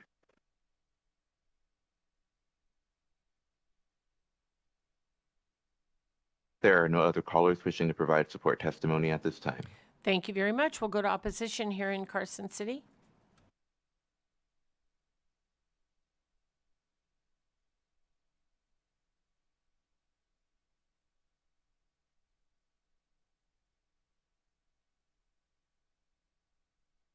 Go ahead and begin when you're ready. Good morning, and thank you, Vice Chair. My name is Joshua Skaggs, and I'm the Legislative Affairs Director for the Nevada Republican Party, here today in opposition to SB 422. SB 422 has a fiscal note of $237,000 for this biennium and $355,000 for future biennia from the DMV. We particularly object to Section 3, which adds an additional 6 days of special treatment by the DMV at a cost of hundreds of thousands of dollars, according to the DMV's fiscal note. DMV voter registration has been an abject failure, wasting significant taxpayer dollars on a flawed system, causing voters to lose their party registration and failing to produce increased participation in elections. This section adds unnecessary expense and complexity when most adults already have a driver's license as a part of functioning in society. Also, SB 422 is another attempt to pass SB 443 of the 2023 session. That bill was vetoed by Governor Lombardo, who correctly noted in his veto message that the bill allows for insufficient proof of residency to vote and places the sanctity and security of our elections in jeopardy. SB 422 creates further delays in reporting final accurate election results by encouraging additional provisional ballots. Provisional ballots, which come primarily from same-day voter registrations, are already difficult and complex for counties to manage. SB 422 needlessly adds further complexity and delay because it is already incredibly easy to register to vote in Nevada. You can register to vote online, in person, automatically at the DMV, or at the polling place on Election Day. Once registered voters have ballots delivered to them free of charge without even asking. For all these reasons, we ask you to please vote no on SB 422. Thank you very much. Good morning, Madam Vice Chair, members of the committee. My name is Janine Hansen, and I'm speaking today as the State Chairman of the Independent American Party. I agree with everything that my colleagues said about this bill. However, I have a couple of other questions. I think it's amazing that we're going to spend this amount of money for how many voters? We didn't get an estimate of how many people would be voting. Is it going to cost us, $50,000 a vote, or what are we going to pay for this? It's really to the point of absurdity. People have so many opportunities to vote, to register to vote. There's nobody that is really sincere about trying to get it done that can't get it done.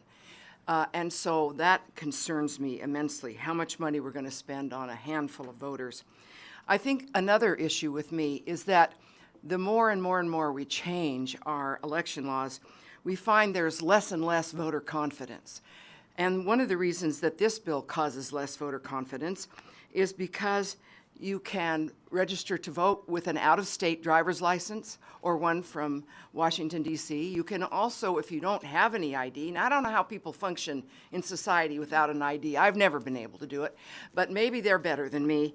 But what happens to them if they don't even have any ID is they can have an affirmation and sign that and say that they are eligible to vote. And then they have until the Friday after the election, which delays election results with a provisional ballot, to be able to prove, and that's what the money's for, they can go to the DMV and get their driver's license. I think that's absolutely absurd.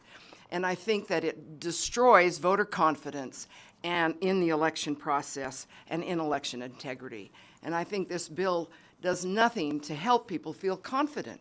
We want to feel confident about our voting process. We used to, and now there's been so many changes and things like this that we don't feel confident anymore. And I am sincerely concerned about that. You know, the voters last year voted 73% in favor of ID, of photo ID, in order to be able to register to vote. This flies in the face of that. Thank you.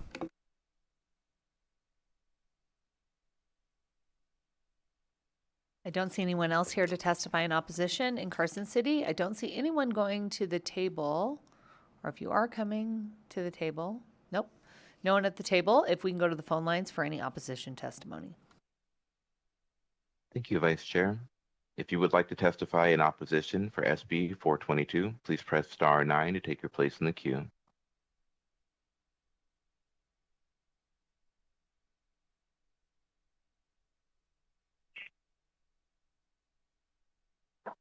Good morning, Chair and members of the committee. Thank you for the opportunity to let me speak. My name is Kimberly Fergus, F-E-R-G-U-S, and I am here to voice my strong opposition to SB 422. Residency and IDs are already covered. Nevada law already provides full access to the ballot. NRS 293.485 says you must reside in Nevada for 30 days and in your precinct for 10 days to register to vote. NRS 293.5837 allows same-day voter registration with a valid Nevada ID and proof of residency.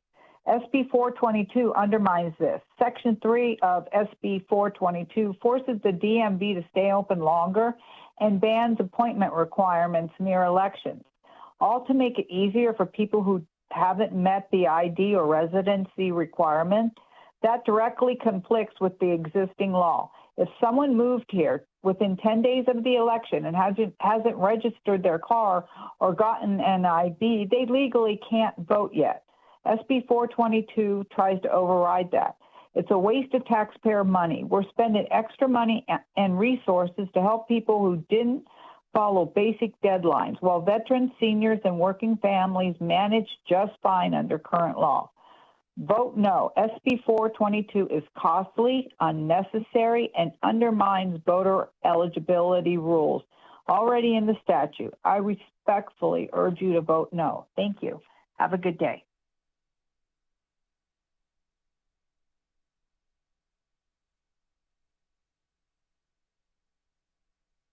Additional callers, ABH? Good morning. My name is Ellen Gifford, E-L-L-E-N, G is in George, I, double F is in Frank, O-R-D is in David. A definition of clutter is a confused or disordered state. This certainly describes SB 422. The definition of elector, according to Nevada law, is a citizen of the United States of the age of 18 and upwards who shall have actually resided in the state 6 months and in the district or county 30 days next preceding any election, period. And yet this bill interjects anyone from anywhere into Nevada's election process, leaving our county clerks with the job of having to determine if their votes even counted after the election is already over. Yes, Nevada's provisional ballot legislation is also cluttered. A provisional ballot by law can't even be opened until the day after the election. Then the law allows for days to resolve any issues. Election legislation's purpose is to support the people's election process, not to clutter it up. There was a wonderful, uncluttered time when Nevada's voters knew the day they could go to their neighborhood voting location and vote. They knew they needed to be registered to vote by a certain day in order to vote on election day, and they'd already taken care of that. Voters are never going to understand this cluttered bill. And of course, most of them won't even see the bill, and it will have to be interpreted somehow in their sample ballot. Laws are supposed to be beneficial to the people. They should be able to pick up any bill and read it and understand it. We are paying for these bills. SB 422 should be discarded. Thank you.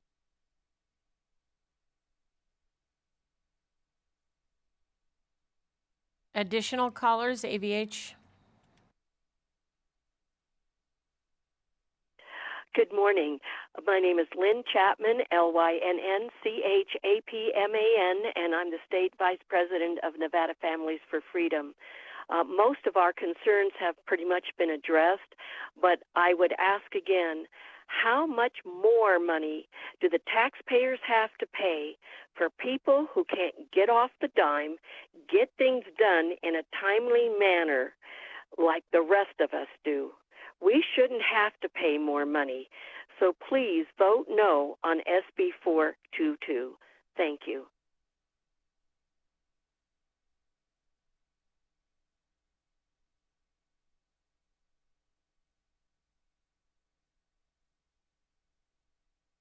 Good morning. My name is Cynthia Perrine, CYNTHIAPERINE. I would like to echo the excellent words of opposition to this bill.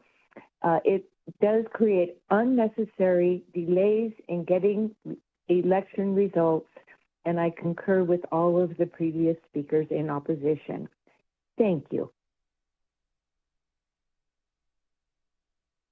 Thank you very much. There are no further callers to provide opposition testimony at this time. Thank you very much. And with that, we'll go to neutral here in Carson City, in Las Vegas, and on the phone lines, please. Thank you. If you would like to offer neutral testimony today for SB 422, please press star 9 to take your place in the queue.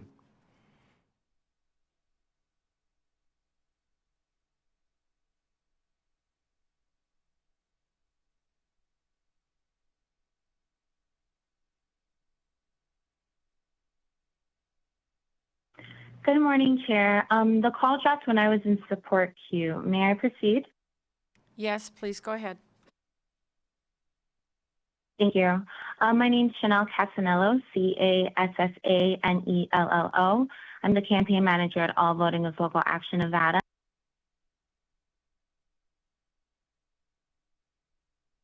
Uh-oh.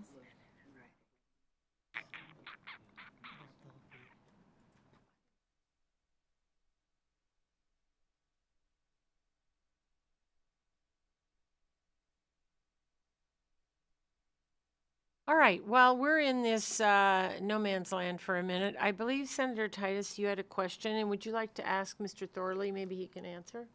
Great, thank you, Madam Chair. Yep, I missed this, and I apologize, I wasn't quick enough to the mic when Mr. Seaver testified that the funding for this would come out of the highway fund, and I'm just curious about that process versus the general fund, because I know that DMV has several sources of funds and where they go, so I was just curious.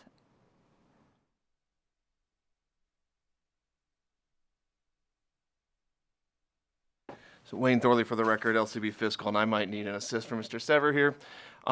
In general, positions at the DMV are funded through the Highway Fund. They do get a little bit of general fund in their budget specific to voter registration type purposes. So when they need to print voter registration applications, for example, that comes from the general fund. But in general, the positions, and as Mr. Sever testified, The fiscal note is related to position costs. Those are funded through the highway fund, but if I said anything wrong, Mr. Sever, you can correct me.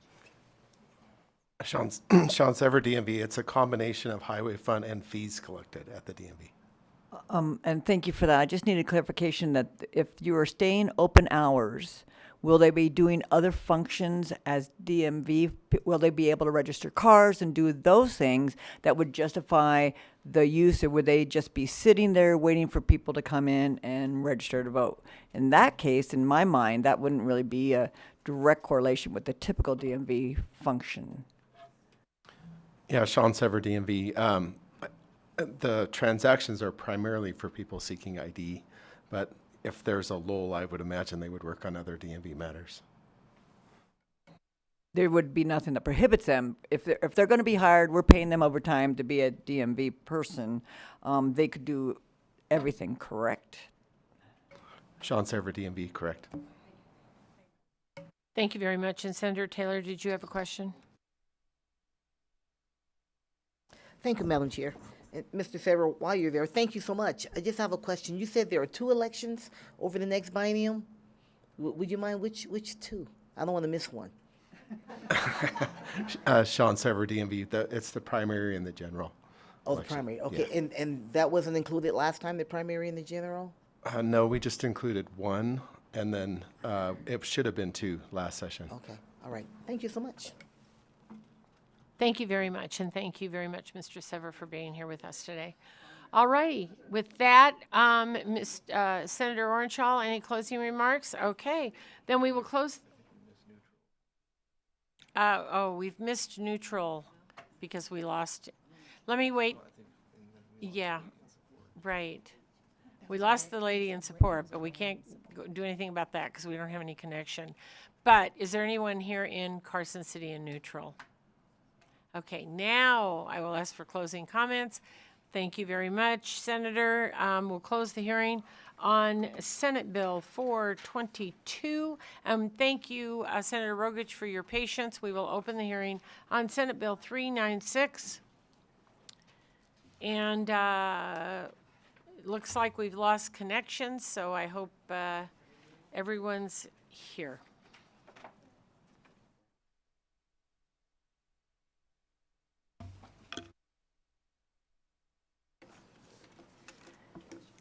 Good morning, Madam Chair and members of the Finance Committee. We do have one participant by Zoom, but we'll continue with the presentation. Yeah, you may and not have hopefully- one participant. It may be a 0 now. All right, okay. Honestly, we pay our bills, but I don't know. We are on hit and miss today. Go ahead, please. My name is Lori Rogish, representing Senate District 11 in the southwest area of Las Vegas. Accompanying me today is Jonathan Norman, the statewide Advocacy Outreach Policy Director at the Legal Aid Center of Southern Nevada. Also present is Daniel Stewart, a shareholder with the Brownstein Hyatt Farber Schreck Law Firm and a key member of its government relations team and a representative of CCEA. Joining us by Zoom, hopefully, is Hillary Freeman. She's a dedicated advocate and civil rights lawyer for children with diverse learning needs. SB 96 represents a strong commitment to the children in our community who have special needs, as well as their families, educators, and advocates. It reflects the voices of parents advocating for their children, teachers striving to make a difference, and children who inspire us. It is a testament to the shared belief that every child deserves the opportunity to thrive in an educational environment tailored to their unique needs. The bill initially included fiscal notes, but after extensive stakeholder discussions, it is my understanding that the amendment will remove the fiscal notes. Madam Chair, with your permission, I will briefly discuss the amendment. The reporting requirements under Section 2 and 4 are designed to ensure accountability among school districts and charter schools in implementing educational programs and professional development initiatives. This transparency enables stakeholders, including educators, parents, and policymakers, to monitor the progress and effectiveness. By mandating reports, schools can gather and analyze data on the implementation and outcomes of literacy programs and interventions, especially for children who learn differently. This data is crucial for informing future decisions and refining educational strategies. It will also allow for ongoing program evaluation, highlighting strengths and areas for improvement. Regarding the implementation timeline, reports required by Sections 2 and 4 must be submitted by all school districts and charter schools by December 31st, 2025, June 30th, 2026, and December 31st, 2026, to the Interim Education Committee and the Nevada Department of Education. The amendment provides a phased approach to implementation with certain sections effective on July 1st, 2025, and others on July 1st, 2027. This allows schools time to prepare for these changes, ensuring adequate staff training, program development, and resource allocation. I would like to quickly mention that free services have been offered regarding general training for teachers relating to applied behavior analysis for each Nevada school. Section 13 of the amendment addresses due process hearings. In addition, a new section will be created to allow budgetary authority to the Nevada Department of Education regarding certain federal funds under the IDEA. And thank you again, and we are available for questions. Thank you very much. I'll start with Senator Nguyen. Thank you. I apologize. I obviously don't sit on this policy committee. However, it seems like there is a pretty significant policy amendment that's proposed that we received this morning. It's entitled Proposed Third Amendment. Is that the most recent amendment? Lori Rogish for the record. Yes, it is. And I see that this requires, the change seems to be to require all this reporting. Is that correct? Yes, Lori Rogish. And I know that you had said that you had worked with stakeholders to remove the fiscal notes and kind of get it to the place where it is to now. Have you had those conversations? Obviously, I just received this morning, so I know you guys have been working long hours to try to come up with this. Have you met with these school districts or these charter schools to see what kind of potential impact having all these additional reporting requirements would be on these local school districts and schools? Thank you for the question, Lori Rogish for the record. I'm going to let Dan Stewart answer at the moment. Okay, Daniel Stewart for the record. I can repeat that. I'm just wondering what kind of conversations you've had with the school districts and the charter schools regarding what seems like pretty substantial now included reporting requirements that are included in this third amendment. Right. Daniel Stewart for the record from CCA, STWART. The one thing I did want to say on the record about the reporting requirements that were created, and that is essentially those sections 4, 5, 4, 6, 9.7B, 1 and 2. Those are the ones that were flagged by, in particular, the Washoe School District, the Charter School Authority, and the NDE. The rest of the fiscal notes, for the most part, in the original submission said that they couldn't be determined. There was some understanding that they were related to the implementation of all of these sections. And so in discussions with, in particular, Washoe School District, the Charter Authority, and NDE, and I think maybe even the State Board of Education, but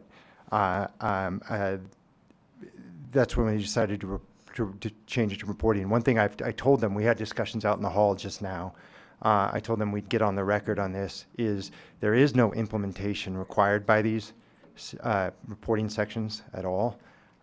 If they wanted to implement, they would have to come back in 2027 and ask for a bill to implement this, and then would have funding requirements associated with that. Additionally, these reports, although they're pretty prescriptive in what they required, the school districts may decide these are not specifically the ones they want to require, and the reports just need to show what they're doing or not doing. They may choose not to do anything on the prescriptionness of those reports and have their own programs as well that they report. It's just to provide the information so that this body can come back in 2027 and decide what to do, if anything, on the implementation side of things.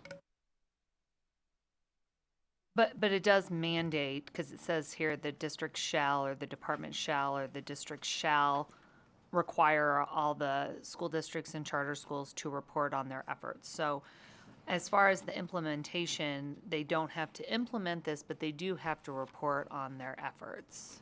Yes, Is that correct? Yes, Daniel Stewart for the record. And I do believe in direct conversations with Senator Rogich, and she can clarify that.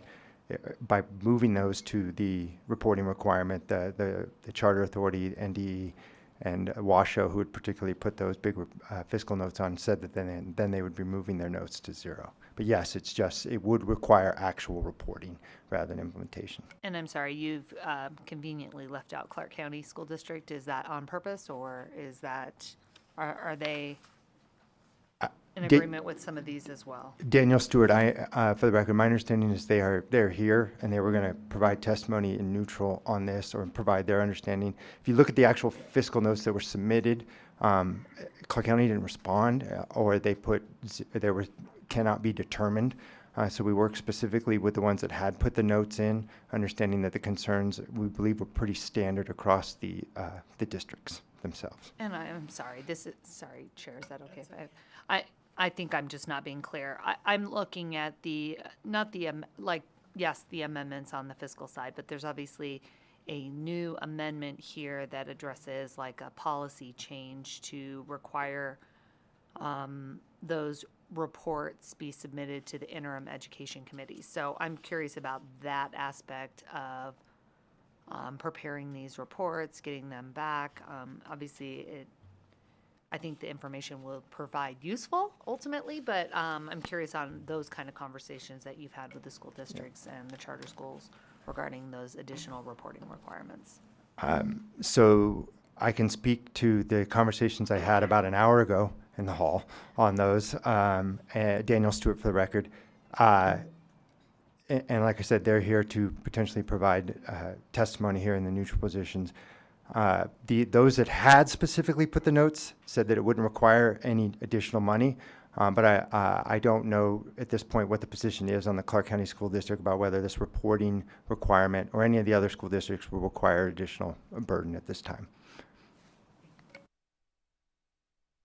Thank you very much. And Senator Neal has a question, but I'm going to jump in here real quick. So you're saying CCSD did not submit a fiscal note?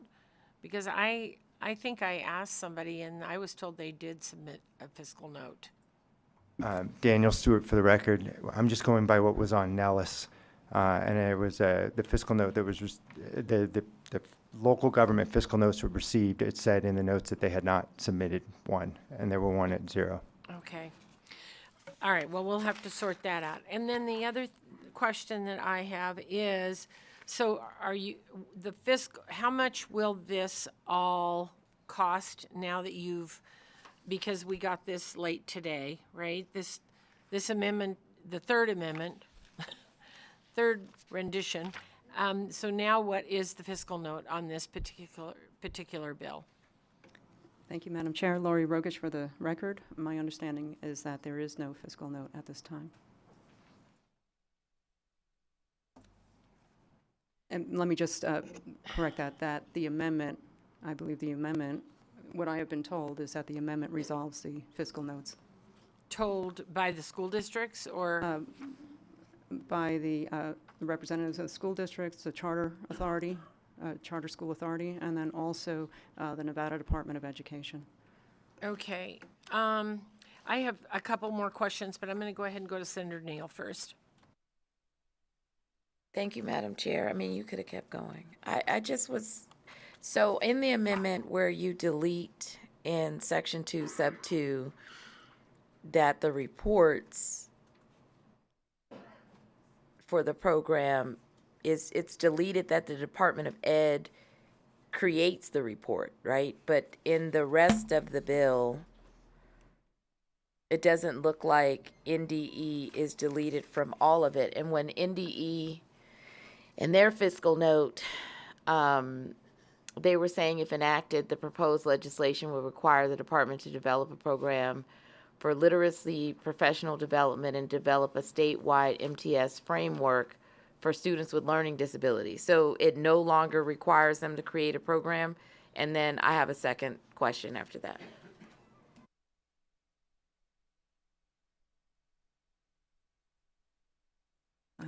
Lori Rogish for the record, thank you. Actually, if we do have a representative here from Nevada Department of Education, I think would be best to answer the question.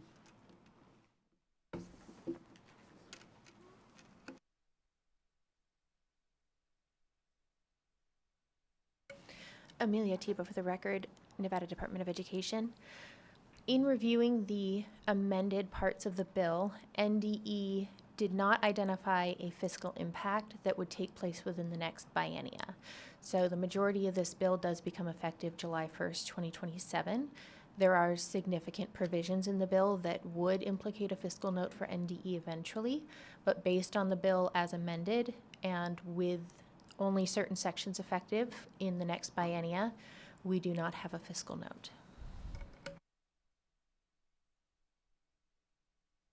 So okay, Madam Chair, can I follow up? Please, go ahead. So, okay, tell me how currently does NDE implement MTSS right now, right? Because I'm reading the report, which is a combined report of MTSS, which has the combined Nevada Department of Health and Human Services and NDE. And it looks like in Tier 3, there are intensive interventions under MTSS, and that there are conversations with parents, family, and teachers on what is the targeted approach for students.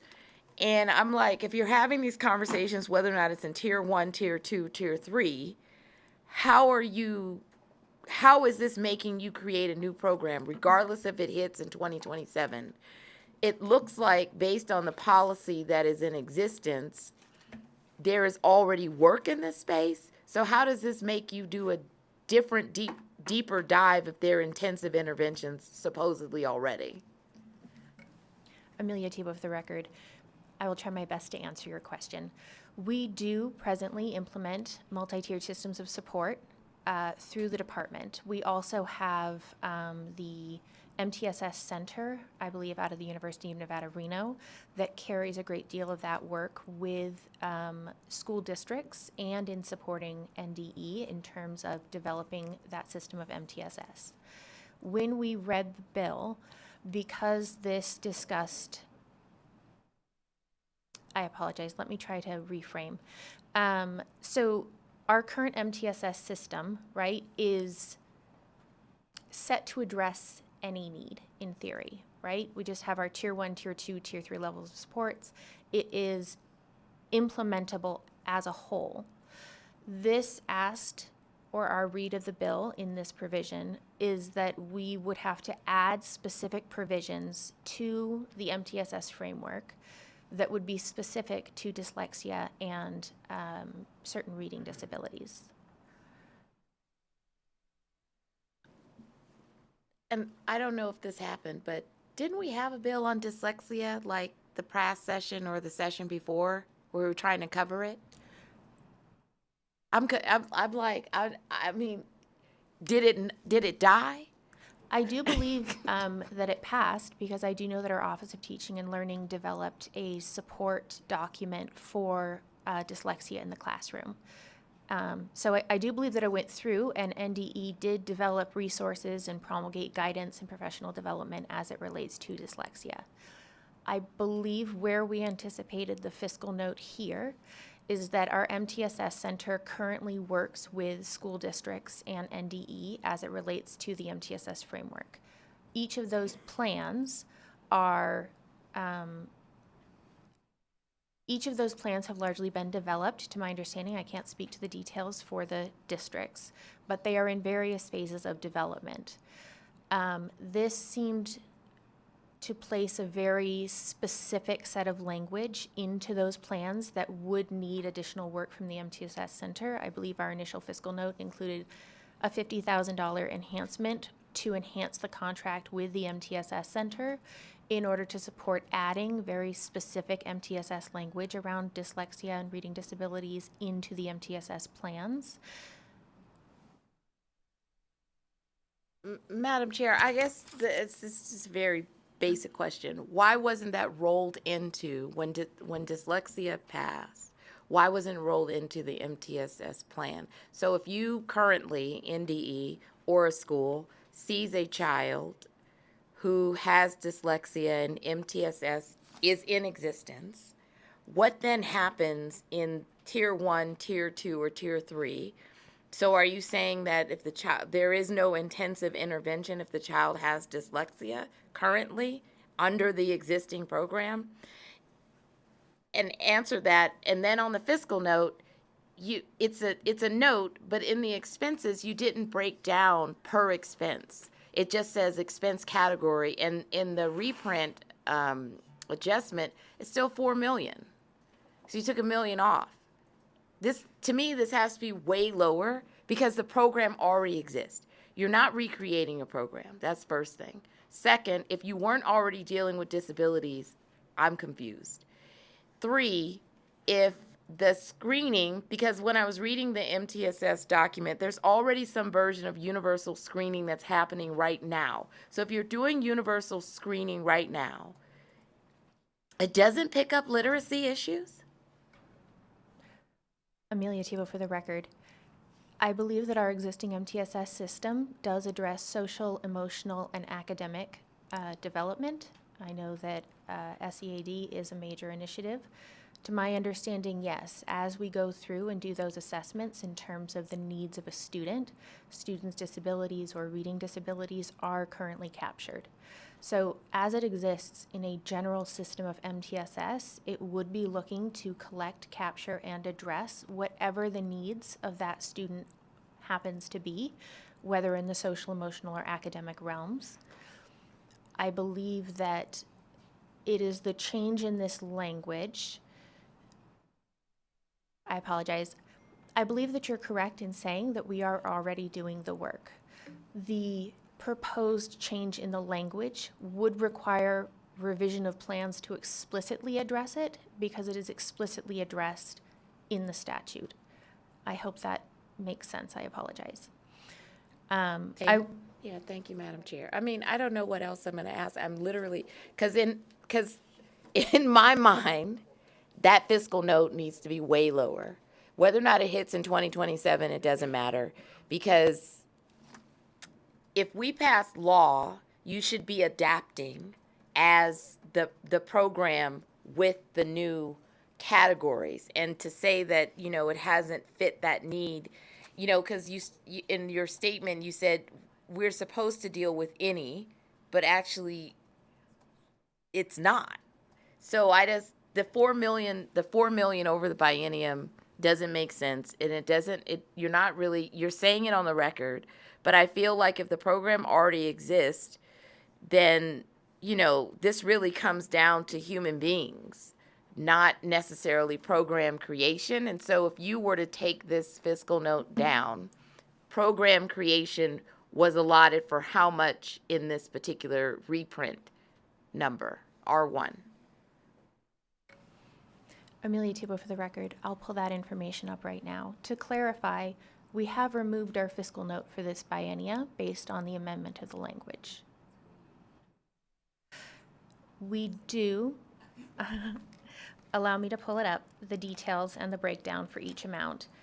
The majority of the staff requests and the majority of the funding requests that are within the bill as it exists, much of that is centered in an anticipated increase in the dispute resolution system and staffing and an increase in contract supports for our Office of Comprehensive Student Services.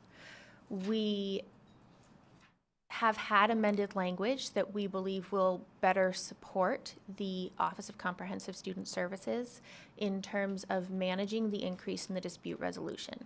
So we do have workload statistics that show that our dispute resolution system has had a 100% increase within the span of a single year, and that is continuing to increase. So the staffing that is available, the majority of the funding initially placed within this fiscal note, are for positions within the department because we are currently exceeding capacity in terms of the workload in front of us.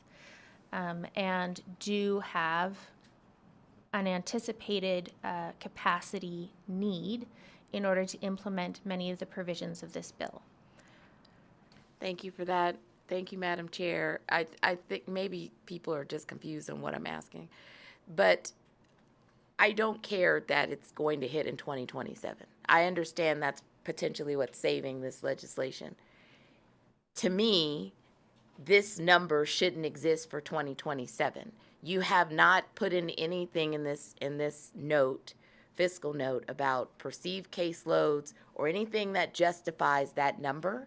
And just to say, well, in 2027 we'll show up and then we'll hit you with a 4 million fiscal note and then we'll have these caseloads. That should be understood now, because right now, even in 2027, this doesn't make sense for that high number. And so I'll close it out there, because I'm not trying to like throw her bill under the bus, but I'm just saying, like, ultimately in 2027, you're putting a note on here where there are things that I feel logically should have already happened already, or should have been adopted under your existing NDE budget because it was already law. And so I will leave it there and let it go. Thank you very much. So I may be changing the subject, and we may have others who have questions or comments, but I need to ask about Section 2. I'm looking at all the professional development that is for a person who serves pupils enrolled in kindergarten or grades 1, 2, or 3, training on, and then it has a list for person who serves pupils in grades 4, 5, and 6, and it has a list for an administrator training or designing, So I'm wondering how all that professional development is going to happen without any fiscal note. Thank you, Madam Chair. I would like to turn to Hillary Freeman to help answer the question, please. Good afternoon, Madam Chair, members of the committee. Hillary Freeman from Freeman Law Offices, for the record. I have been in contact with a well-known company named Brett Denovi and Associates. They're a behavioral agency that's run by board-certified behavioral analysts with locations around the country, including New Jersey, Pennsylvania, Texas, California, Maine, Florida, and the Bahamas. This company is extremely sensitive to the costs incurred by the various school districts in Nevada, and as such, they are willing to provide the general trainings and applied behavioral analysis to the districts at no charge.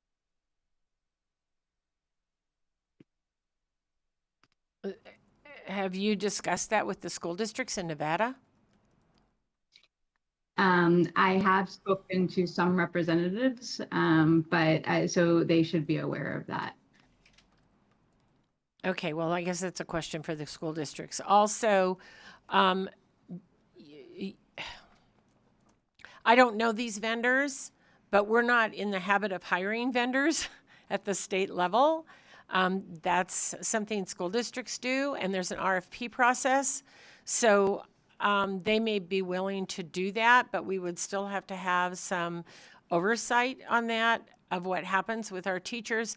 And I would still say that even if you did it for free, our teachers have to be available to do that.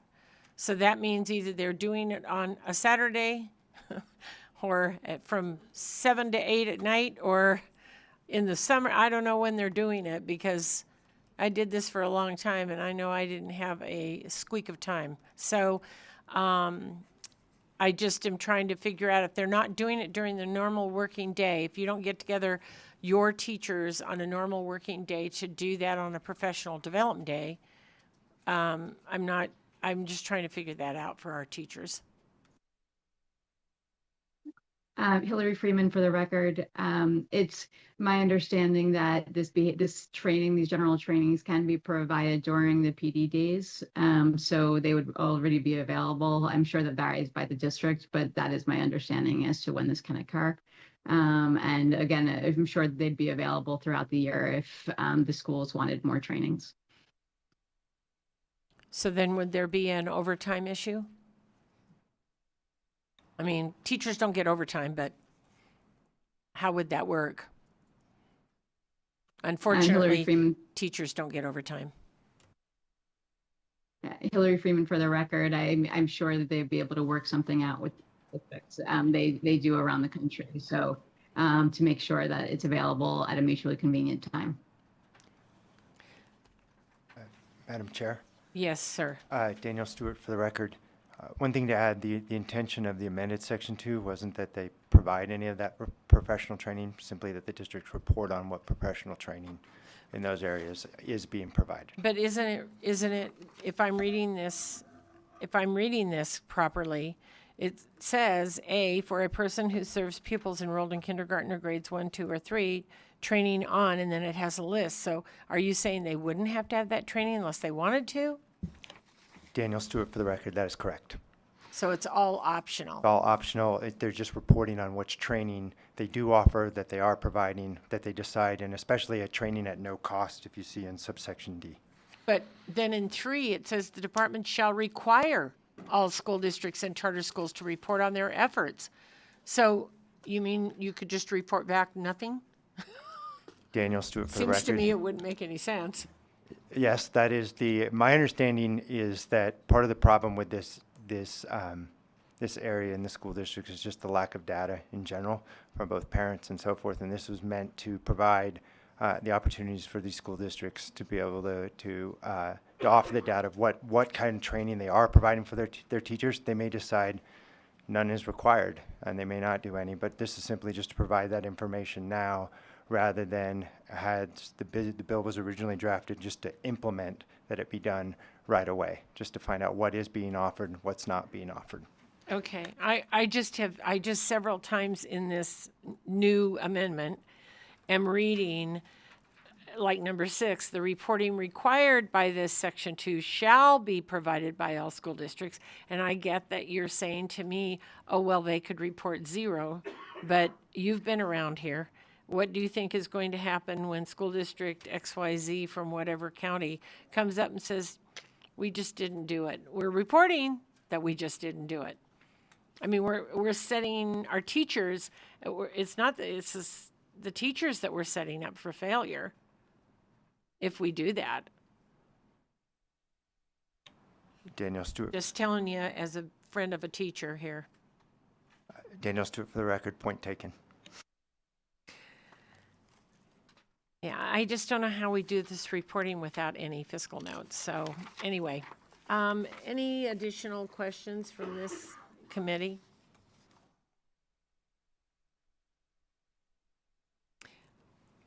Senator Titus?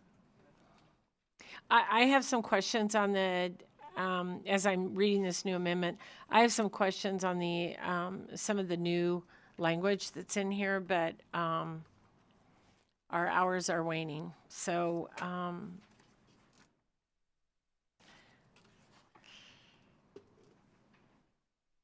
I will wait on that. Ms. Freeman, did you have any other additional comments you needed to make? And thank you for your patience as we work through the technology. I do not. Thank you very much. Thank you very much. All right, with that, if you would like to step back, we will ask those in support to come forward.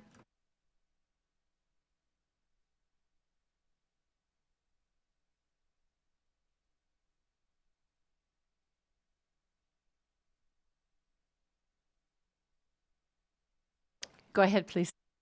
Good afternoon, Chair Dondera Loop, committee members, Marie Nisus, MARIE, NEIS-ESS. I'm the president of CCEA. CCEA is the only official teacher union recognized by the Clark County School District. I'd like to thank Senator Rogich for her efforts on this bill, and I'm speaking in support. Thank you.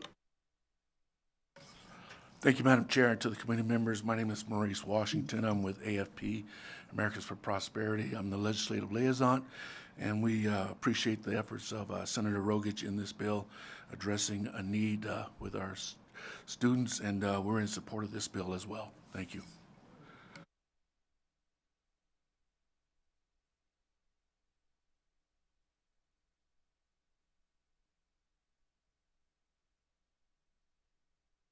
Good afternoon, Maria Davis. I am in support of this bill if it comes accompanied by the fiscal note that is so needed to really implement it. If it's just going to be another one of those things that we are going to check and not really ever get the resources needed to our communities, especially the rural communities, then I don't see the point of passing it. But thank you. Thank you very much. I think that was opposition, but we'll take it. All right, any additional support here in Carson City? We'll go to Las Vegas. Please go ahead when you're ready.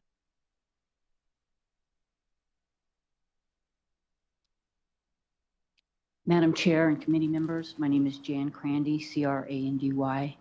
I'm a former chair of the Autism Commission.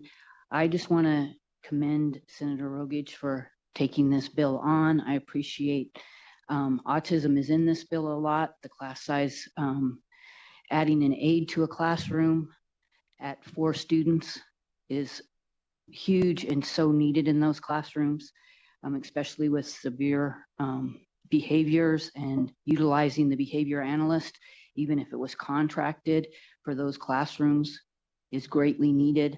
I'm a little confused on how this is going to be implemented now. Reading all the amendments, I got a little lost listening, but I'm grateful for this bill and for her.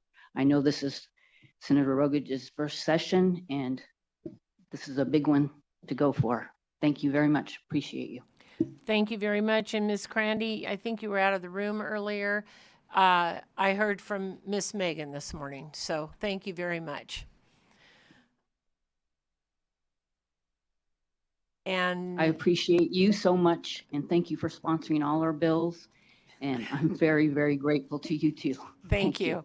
All righty. Next in Las Vegas. Hi, Madam Chair, Michelle Scott Lewing, and members of the committee. Michelle Scott Lewing, President, Autism Coalition of Nevada. First and foremost, I want to thank you, Chair, for the tears this morning. Thank you very much.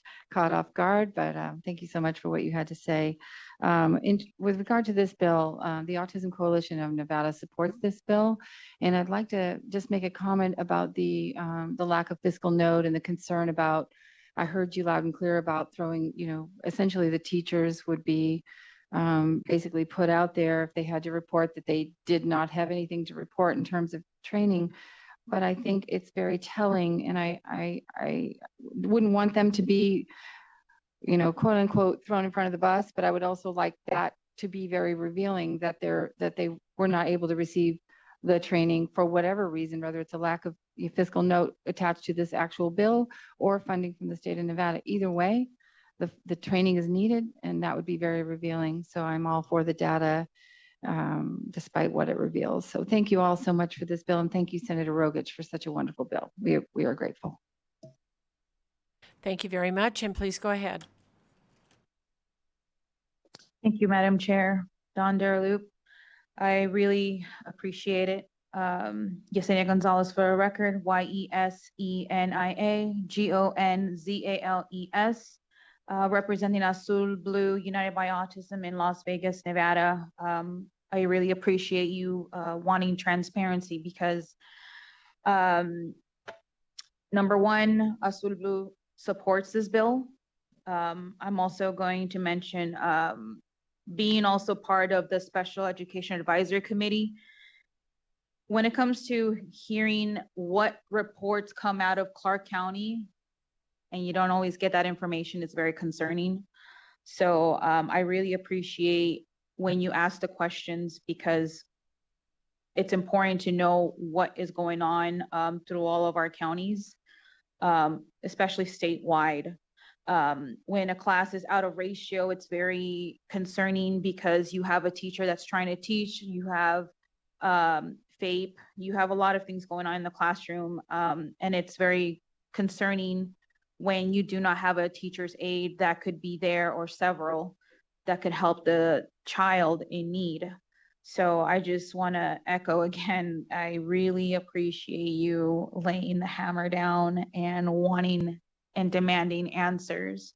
So thank you again. As mentioned, Azul Blue supports this bill. Thank you. Thank you. Not seeing anyone else. We'll go to AVH. Is there anyone in support on the line?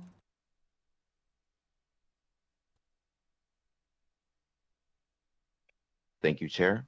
If you would like to testify in support of SB 396, please press star 9 to take your place in the queue.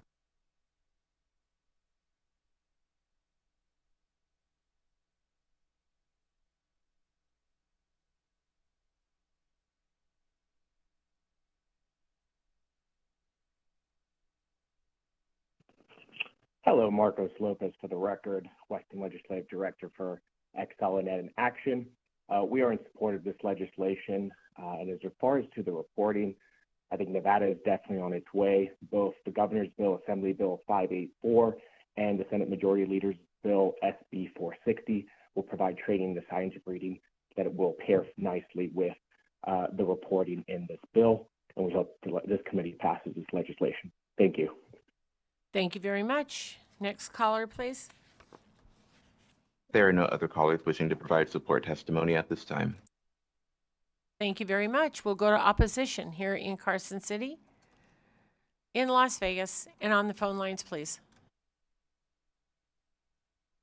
Thank you, Chair. If you would like to testify in opposition to SB 396, please press star 9 to take your place in the queue.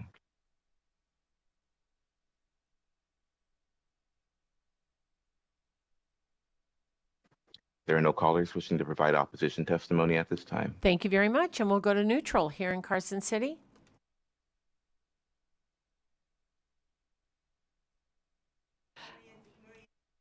Maria Davis. I am in support of this bill. I just wanted to clarify that what I meant was for all of you to look at the bills that you have before you, to consider what is important and put the money where the money needs to be so that we can serve the needs of those that we care about the most, which is our children. Thank you. Thank you very much. Go ahead, please. Good morning. Jennifer Villanueva with State Public Charter School Authority. I am here in neutral of this bill. As Third Amendment states, we are removing our fiscal note from this bill. Good afternoon, Madam Chair, members of this committee, Anna Binder, B-I-N-D-E-R. So, Madam Chair, I don't know how you want to do this because I got to split this 3 ways. Individually, I have supported this bill from the beginning and the inception, individually. We did not get a chance, the Commission on Autism Spectrum Disorder, because we are limited by staff. We did not get to this bill to submit a formal position statement on. But as the Vice Chair of the Nevada Governor's Council on Developmental Disabilities, we're staying neutral today just because of the fiscal notes and questions. But if you're going to explore the due process question that just came up, I am the former Vice Chair of the Special Education Advisory Council. I just left last year, and almost over 80% of our due process cases have to do with placement. And so as you look at numbers on what they're taking care of at that, I think it's important to note that those are about that. But, and most of those are resolved without a formal hearing. So I don't know, $4 million. But anyways, and then just in addition, I do want to recognize and appreciate Senator Rogich's hard work and consistent advocacy and all that she's doing this session, even as a freshman senator, and just want to thank her. Thank you. Thank you very much. Go ahead, please. Thank you so much, Madam Chair, members of the committee. For the record, Dylan Shaver with Pinion Public Affairs here today on behalf of the Washoe County School District. First, we're here in a neutral position on this bill. From a policy standpoint, we received this amendment after your hearing gavelled in today, and so we have our professionals looking at that part. We did oppose in the policy committee, so I'm really just here to talk about our fiscal note, which is to say it has been a pleasure to work with Senator Rogich to have that note for the most part, removed for this biennium. There were a lot of sort of ratios in place in the original version of the bill that would have required significant additions in staffing for the school district. In this biennium, those have been moved either out of the bill or to a later effective date. As such, as you are a money committee, I'm again speaking to a fiscal note, and so that I think just wraps me up. Sit tight just for a minute. Senator Taylor? There we are again, Tyler. No, thank you, Madam Chair. And I wanted to. I know, we're twins. We're twins. It continues. No, thank you so much. And thank you, Mr. Shaver. I wanted to ask some of the questions that were mentioned earlier.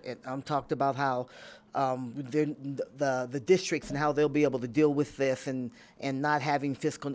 Will you talk through us a little bit? I mean, there are things in here about ratios, about specific things to be taught and trained, and so that a lot of the questions came from there. So can you give us a little bit of how the district's going to manage that from a fiscal standpoint? And then maybe we can put some of these to. Absolutely, Senator. Thank you for the question. Again, Dylan Shaver from representing the Washoe County School District today. For the most part, the fiscal notes were mitigated by eliminating the teacher ratios for various categories of special education instruction. There is a ratio that remains in the bill, I believe in Section 9(7)A, that requires a ratio of BCBAs to classrooms that have special ed kids in them, as I understand it. And you would need to have one BCBA for every 2 classrooms that have those kiddos in them.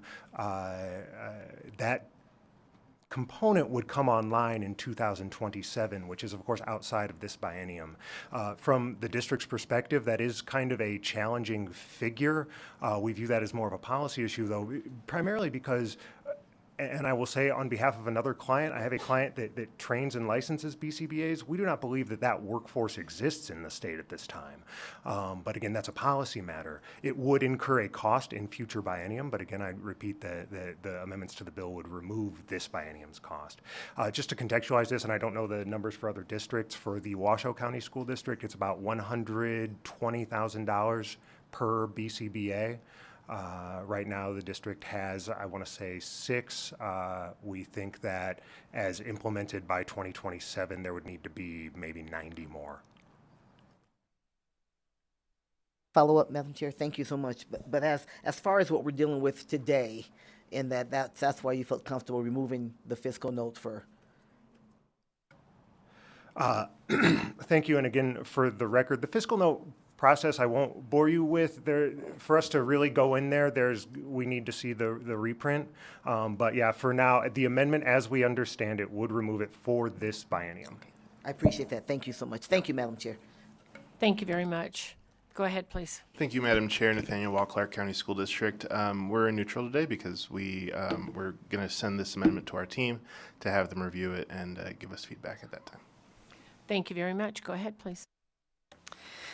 Good morning, Chair and Committee. My name is Nicole Flangas, Flangas, here on behalf of the Nevada Association of School Boards. We too received the amendment after this committee had started this morning.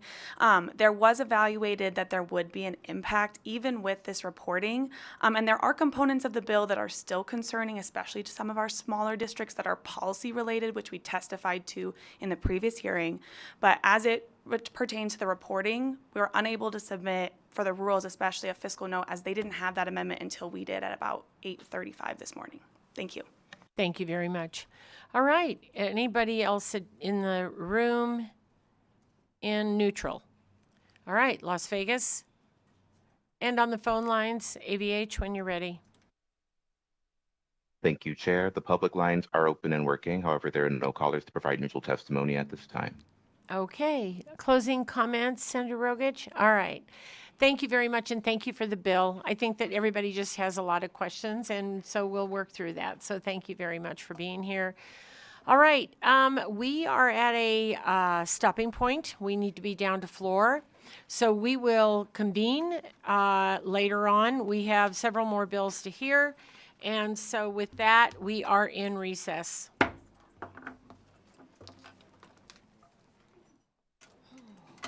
Yeah, I know.